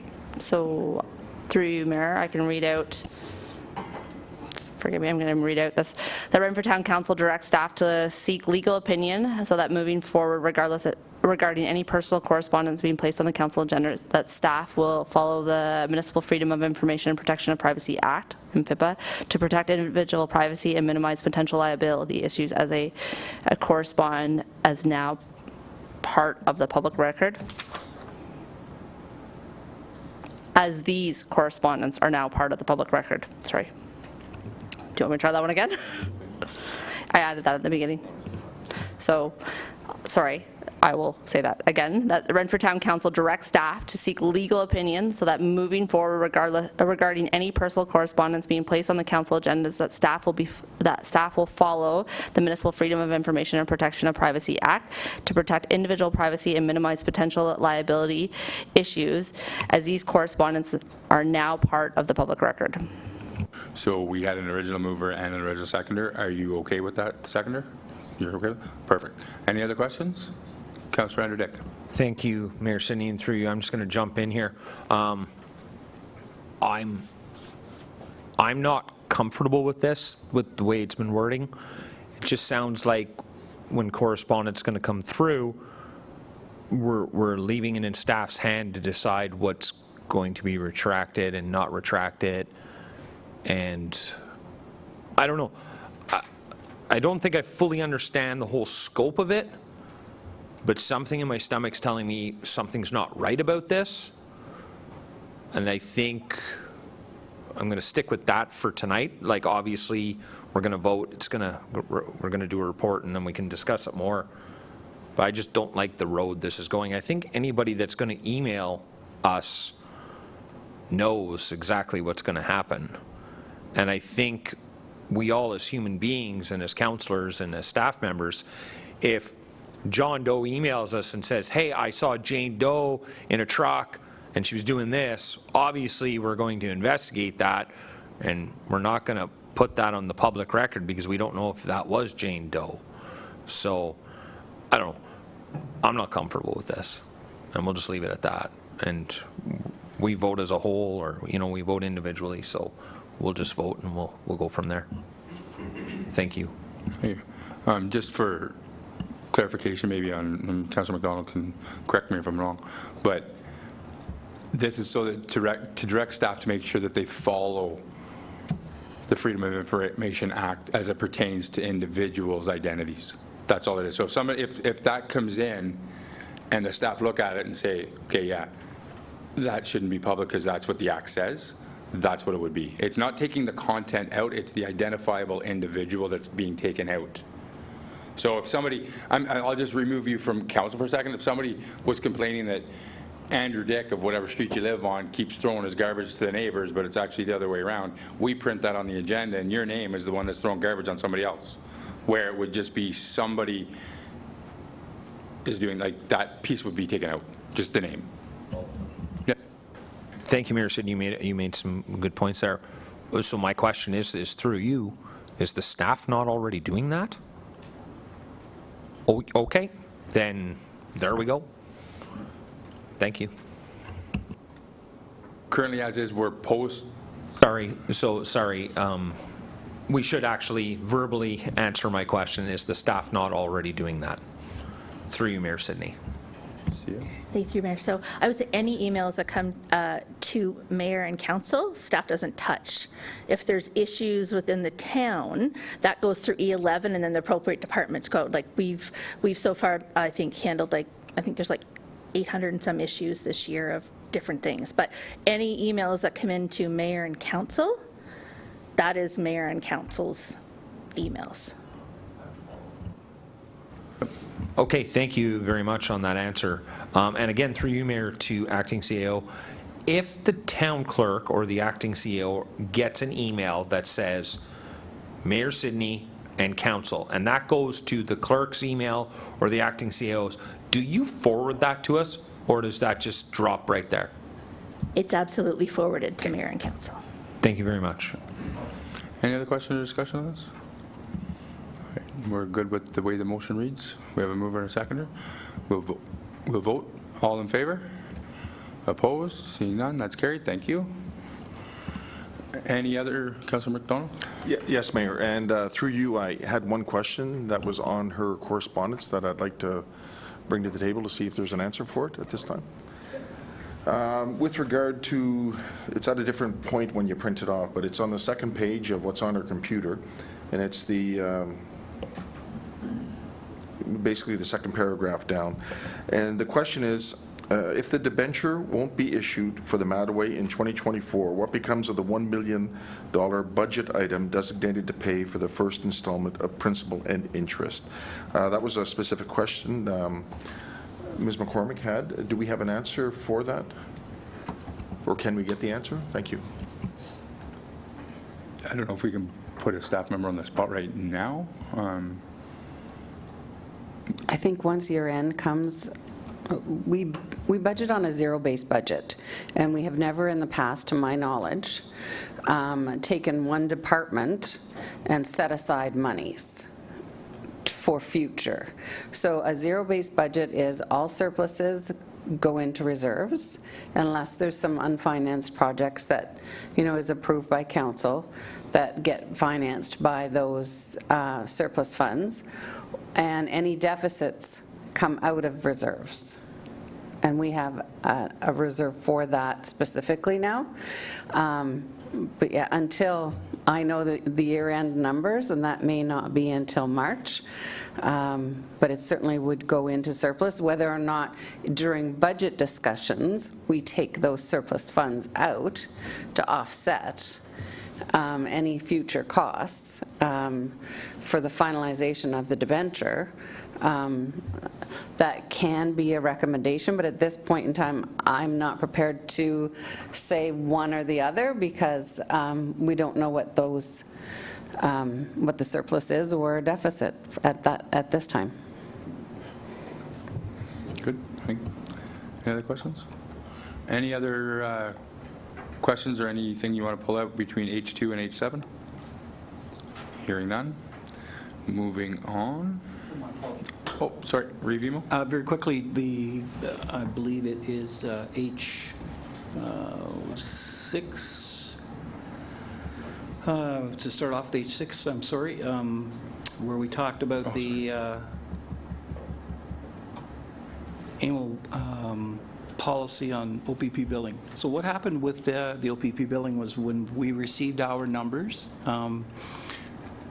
looked at them and decided to ask some questions, and found out across the county that all of the police increases, for the most part, was nearly $3 million cash more that was going to be paid this year than last year. In initial conversations with AMO, they had spoken to, I think it was someone in the Solicitor General's office or the OPP billing office, I can't recall, but they were saying, oh, well, we made that announcement in July. Well, your announcement didn't really say anything. All it said was you've settled your contract. It didn't say it was going to cost you X number of dollars. So they backed away from that. So by then we'd collected information here, we'd collected it across Eastern Ontario, started speaking to the Western Wardens Caucus, so we went back to the province AMO through Bridget Cherry, who is a AMO policy advisor, was right on top of it. Jennifer Murphy, the Roma representative, and myself met with her the very next day and outlined what our concerns were. We also tied it back to the to the Auditor General's report in the spring that suggested there was a shortage of frontline officers, especially in rural Ontario. So we tied that all together. AMO took it to the province, and the province sent out a new billing model with some supplementary funding, which was an additional $77 million. So it was a good win for the municipalities, and I think we showed that we could get information fairly quickly. So, congratulations to IMO Policy, but also all of the individual treasurers who responded that day with information and allowed us to put together a chart. Thank you. And I would have to say that in the 12 years I've been in municipal government, that is probably the fastest, most excellent response I've seen. Your Worship, they did seem surprised and a little nervous that it was that quick and that much information. So it worked out fine. Thank you. Sorry, H7 is a motion. That Renfrew Town Council directs staff to execute a letter of support towards the Town of Aurora resolution that calls on the provincial and federal governments to commit to immediate action to the redistribution of a portion of the land transfer tax by the province and share of the GST on new home sales by the federal government. Mover, please. Councillor Gee, second by Councillor McQuarter. Any questions on this? Revimo? So much a question. I'm supportive of this motion, and I think it's part. I think the number of motions that can be submitted on this topic will cause the government, I believe, to take it into the larger discussion about sustainable funding for municipalities. The land transfer tax in 2022 raised $4.4 billion for the province of Ontario. I believe the City of Toronto, they've got this special arrangement, and I'm not being sarcastic. They've had that. They get a portion of the land transfer tax already. So I think it's if we didn't sell houses, there wouldn't be a land transfer tax. And so I think it's a good discussion point to have with the government. And the position I think most of us have is that portion of land transfer tax can then be reinvested in existing housing stock that needs to be replaced or in new builds. And so it makes sense to use it. Thank you. Treasurer Jackson? Thank you, Mayor. With regards to the land transfer tax, so there are some municipalities that actually charge their own municipal land transfer tax. I don't know how that works, and I don't know how you can get involved in that, but this would be specifically to the Ontario land transfer tax and not those municipal land transfer taxes, because if you go on realtor.ca and you go to the mortgage calculator, you pick the area that you're from, and it will tell you whether or not that area has land transfer tax for municipalities or just the Ontario land transfer tax. I don't know, Renfrew County has never had a land transfer tax, so I don't know if the government is actually going to move this forward, or say if you want to collect your land transfer tax, then you put this in play. I don't know. And that would be my only question. I don't know how that's going to work. But I agree that there should be something. If I might, Treasurer, it's quite correct.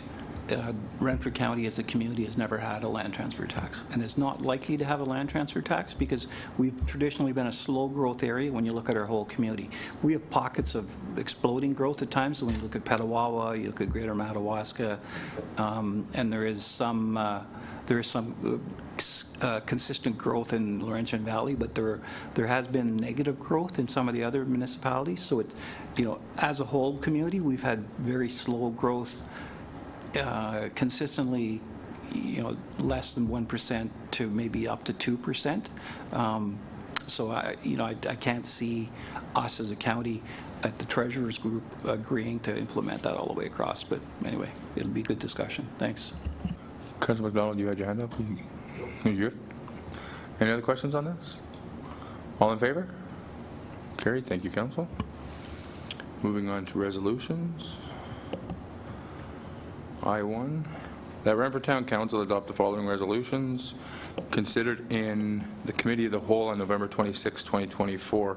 Number 1, that Renfrew Town Council approve the CIP grant and authorize the execution of a financial incentive program agreement with Deborah Curry and Samantha Curry in relation to a facade, building, and signage improvement grant for the property located at 228 Raglan Street South, having a roll number 47-48-000-055-12700 in the amount equal to $5,000. And number 2, that Renfrew Town Council approve the request to rename the Miller Family Multipurpose Room to Second Ice Pad Meeting Room. Number 3, the Renfrew Town Council adopt the 2025 to 2030 multi-year accessibility plan as distributed. And number 4, the Renfrew Town Council authorize the town clerk to provide confirmation of Renfrew Power Generation, Inc. That the town of Renfrew, as the sole shareholder of the corporation, has no intention of demanding payment of the promissory note in 2025. Mover, please. Councillor Degree, seconded by Councillor McWhorter. Any questions on these resolutions? Hearing and seeing none, all in favor? Opposed? Thank you, Council. That's carried. I2, matters arising directly from the Committee of the Whole. The Renfrew Town Council adopt the following resolutions considered in the Committee of the Whole on December 10, 2024. E-4.2, the Renfrew Town Council approve the award of contract 2024-31-IPWE for snow hauling, dozer rental, and pushing snow and grader rental to Boncher Excavating. And E.5.1, that Renfrew Town Council approve the transfer of all intellectual properties and assets to the Roots Music Festival to Calabogie Motor Sports Park. And E.6.2, that Renfrew Town Council appoint Gloria Rayborn as the new Chief Administrative Officer / Deputy Clerk, and further that the acting CAO employment contract be extended until January 31st, 2025 to allow for cross-training and file transfer. Mover, please. Councillor McWhorter, second by Councillor Degree. Any questions on these? Hearing and seeing none. All in favor? That's carried unanimously. Thank you, Council. Moving on to J, bylaws. That bylaws listed on the agenda of December 4th, 2024 be taken as read and passed. 103-2024 Waste Management Bylaw. 104-2024 Consolidated Parking Bylaw. 105-2024 Community Improvement Program Grant 228 Raglan Street. And 106-2024 Appointment of the Chief Administrative Officer / Deputy Clerk. Mover, please. Councillor Degree, seconded by Grieve Emo. Any questions? Yeah. Thank you, Mayor Sidney, and through you. So just to clarify, these, we're voting on these right now, and then after we vote on them, they're going to be our new bylaw. Is that correct? That's correct. Okay. So therefore, as I stated in the past, so obviously we're going to pull 2 out because I am in total disagreement with Bylaw 103-2024 and Bylaw 104-2024, and I would like to speak on both those manners. Okay, so I'll do them again individually. Okay, so you're going to do them, then we're going to discuss them?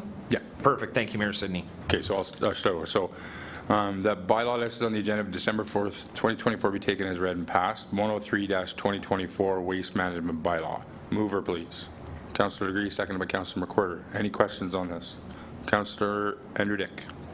Thank you, Mayor Sidney. And again, I'm just going to go back to my notes and what I stated in Committee of the Whole and my disagreements with this bylaw in Section 3.2B, 3.7I, 4.3A, and 5.6. Again, this is directly in the fact that we are giving discretion to our managers and staff to deal directly with the residents of Renfrew and not bringing it forward to council. Therefore, I strongly object to this new bylaw, and I would like to request a recorded vote on this one, please. Okay. Thank you. I'll just give the clerk time to get that. Any other discussion on this? Hearing none.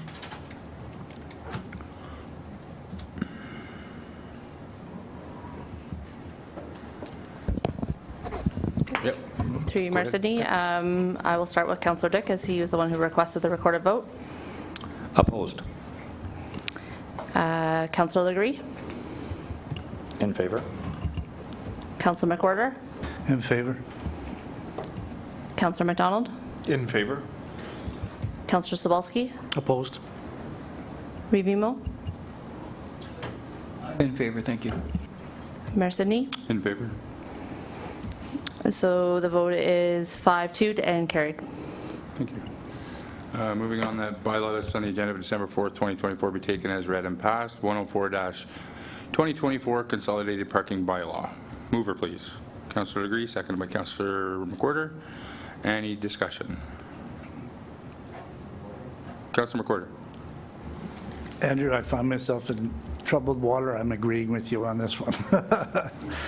Okay, so I think there's a number of anomalies that we found since this came about. I have had discussion with Chief Guest and the bylaw officer, and I'll give you some examples. Part of this bylaw is no parking on Barnett Boulevard from Gillen Road to 2nd Street. There is no 2nd Street. So that would make it an illegal bylaw because there is no points A to B. Also, there's no signage on Barnett near the trail where there actually is parking. There are parking spots there, and there used to be parking spots up Barnett towards the Lapines, and they're now gone, and there's no signage there saying you can't park there or not park there. So and then there's a few other issues that have come up. Another one my fellow councillors brought up was revisiting town parking on the main street or in the back parking lot. So I would like to see this put back off the and go to a discussion with all of council. I'm sure they've been approached by other people. Maybe I know I have, and I'd like to have another discussion about this with Chief Guest and bylaw also, because they're probably more boots on the ground than I am. So if council was okay with that, I'd like to revisit this before we pass it. Okay. We can table this to the new year, the first council meeting, if you want. Yeah, Okay. Yep. Thank you, Mayor Sidney, and through you, and thank you to Councillor McWhorter on your comments. First off, I just want to say, council gave direction to staff to do a job, and let's not take that away. Chief Guest and his staff did a great job, and they did what they were asked to do by this council. So we're not saying anything bad about that, because you did a great job. However, when it comes forward, all of a sudden we see it on, I saw it on paper, and I'm like, there's so much more that can be done.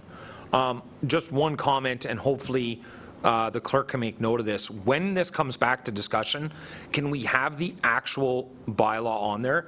Because I had some wording, like, for example, 22.2, 23.2, it was just one word that needed to be changed, and I can't see that tonight. So I just wanted to make sure those were changed. We also talked about the removal of the parking space at Studio D and moving it up. I can't see that on the paper if that was going to be done. I'm assuming it was. However, I'd feel more comfortable if I actually saw it. There's so much more discussion, like Councillor McWhorter said, that we can do here. Like, I honestly feel we as a council really didn't dig deep into this.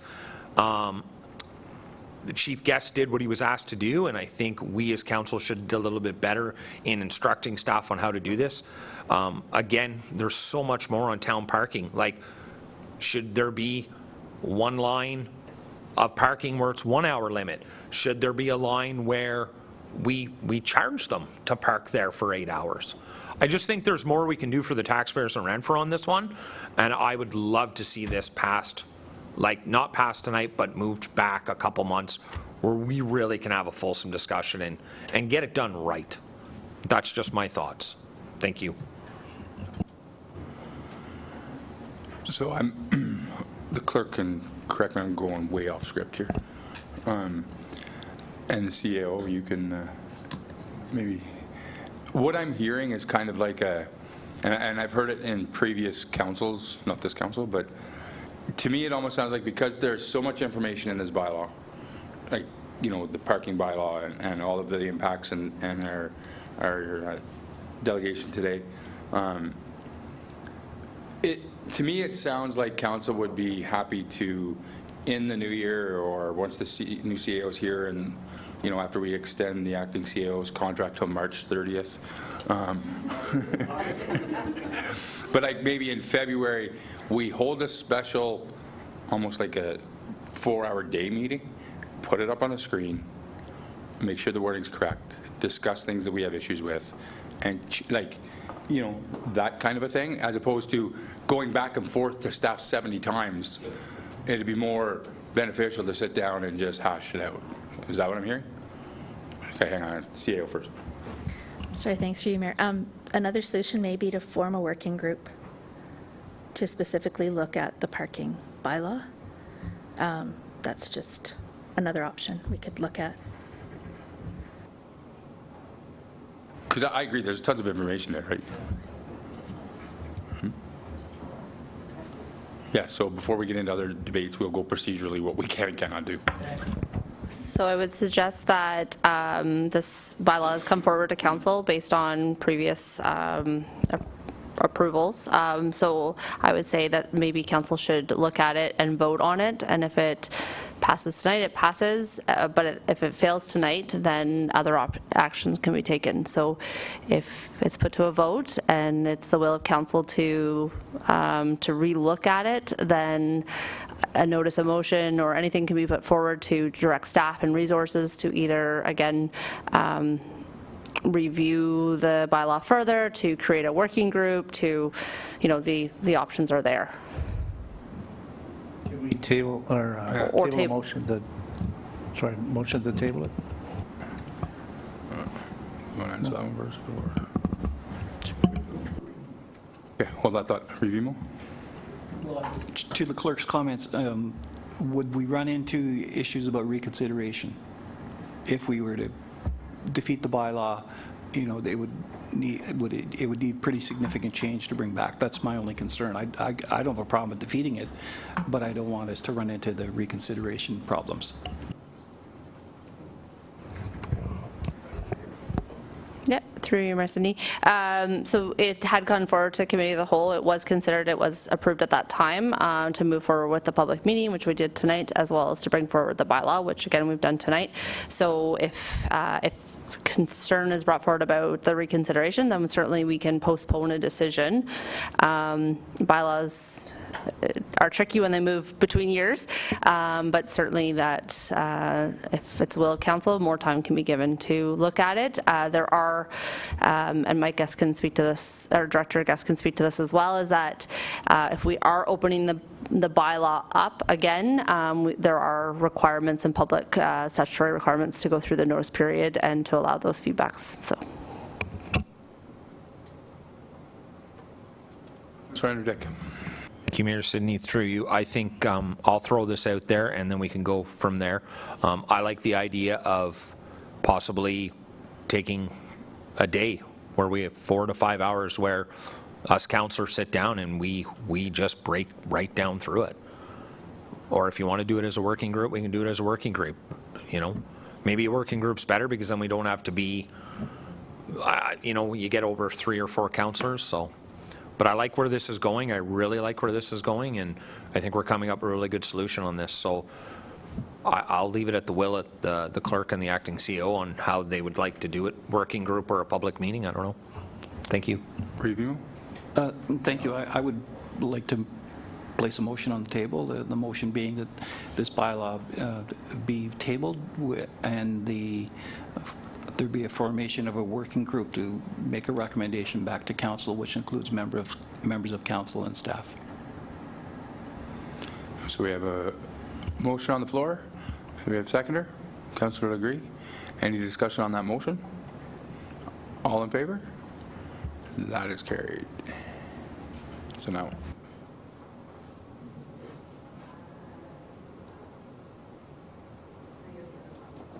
Sorry, through you, Mayor. You do have the other bylaws, bylaw 105 and 106 that need to be. All right, so the bylaws listed on the agenda of December 4th, 2024 be taken as read and passed. 105-2024 Community Improvement Grant Program 228 Raglan Street. Mover, please. Councilor McWhirter, second by Councilor Legree. Any questions on this? Hearing none, all in favor? That's carried. Thank you, Council. 106-2024, appointment of the Chief Administrative Officer / Deputy Clerk. Mover, please. Councillor Legree, seconded by Councillor McDonald. Any questions on this? Hearing none, all in favor? That's carried. Thank you, Council. On to motions of which notice has previously been given.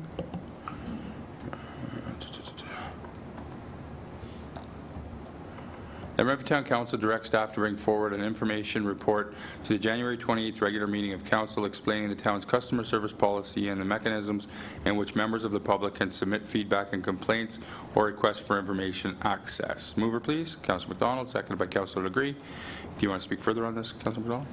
Thank you, Mayor, through you. I think the conversations we've had today speak to the necessity of this motion. I see this as an opportunity to educate the public and refresh our knowledge base so that everyone is on the same page moving forward. I think this allows us to look at all issues, and if there's room for improvement, we have that option as a council to move forward and make those changes. Perfect. Any questions? Review? Yeah, I'm in support of this, and I would just caution that if there's something happens in terms of workload and stuff, and staff come back and ask for an extra month or something, it's not a reflection on them that they're not, not willing to do it. Sometimes things happen. That's all. Any other questions or comments? Hearing and seeing none, all in favor? It's carried. Thank you, Council. Motions requiring suspension of the rules, there is none. Any notice of motions? Councillor McDonald.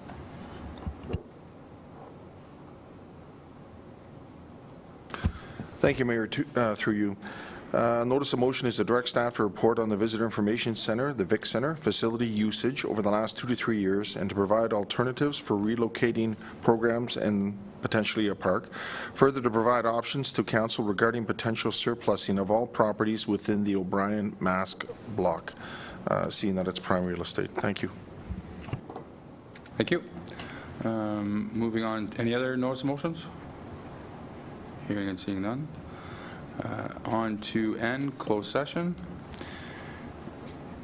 That Renfrew Town Council convene in closed session with CAO Electronics, Town Clerk Eric, Treasurer Jackson for items 1, 2, 3, and Director Withers, items 1, remaining in the room, along with permanent representatives from IT Services, item 2, and Delorier Custom Cabinets, item 3, pursuant to the following sections of the Municipal Act 2001, Section 2392A, the security of the property of a municipality or local board, Section 2392B, personal matters about an identifiable individual, including municipal or local board employee, Section 2392C, a proposed or pending acquisition or distribution of land by the municipality or local board. Section 2392K, a position, plan, procedure, criteria, or instructions to be applied to any negotiations carried on or to be carried on by or on behalf of the municipality or local boards, more specifically how it relates to proposed surplus of land on O'Brien Road. That's C. IT requirements as it relates to IT RFP evaluation. That's A. Delorier Custom Cabinets lease agreement. K. Organization restructure. B. And Director of Infrastructure, Engineering, and Public Works appointment. Mover, please. Councillor Legree, seconded by Councillor McDonald. Any questions on this? All in favor? We are now in closed session at 7:42. We will take a 5-minute break.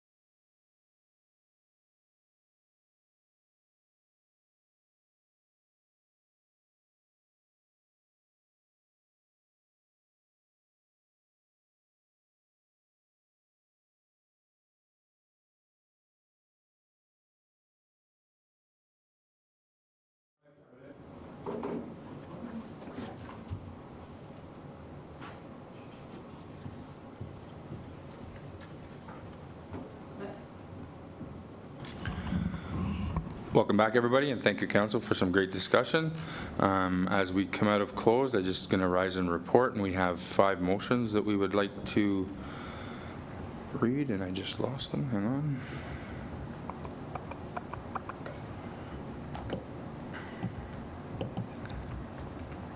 Sorry, hang on. There we go. The first motion is that Renfrew Town Council direct staff to notify Delorier of the willingness to move forward with the roof repair and to engage in negotiations to amend the current lease. Mover, please. Councillor McQuarter, second by Councillor Legree. Any discussions on this?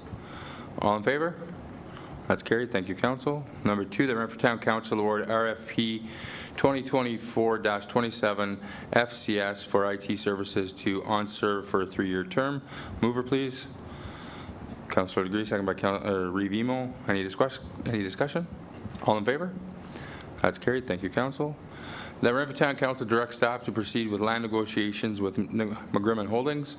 Mover, please. Councillor McDonald, seconded by Councillor McQuarter. Any discussion? All in favor?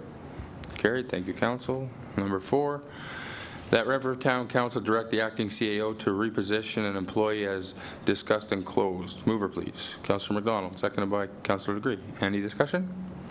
All in favor? That's carried. Thank you, Council. And the last one is that Renfrew Town Council endorsed the Recruitment Selection Committee's recommendation for the Director of Infrastructure, Public Works and Engineering, and that staff be directed to move forward with an employment agreement. Mover, please. Councillor Legree, seconded by Councillor McQuarter. Any discussion on this? All in favor? Opposed? That's carried unanimously. Thank you, Council. Upcoming meetings of Council and committees. Regular Council meeting January 14th at 5:30 p.m. And the confirmatory bylaw.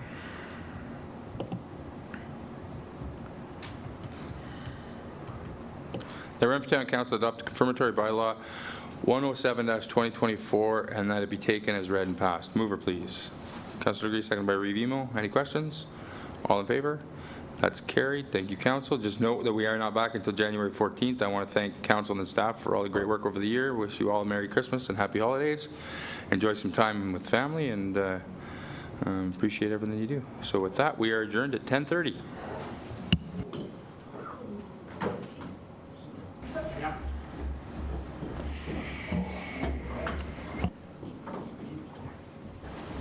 So, Don, because you're the money guy, not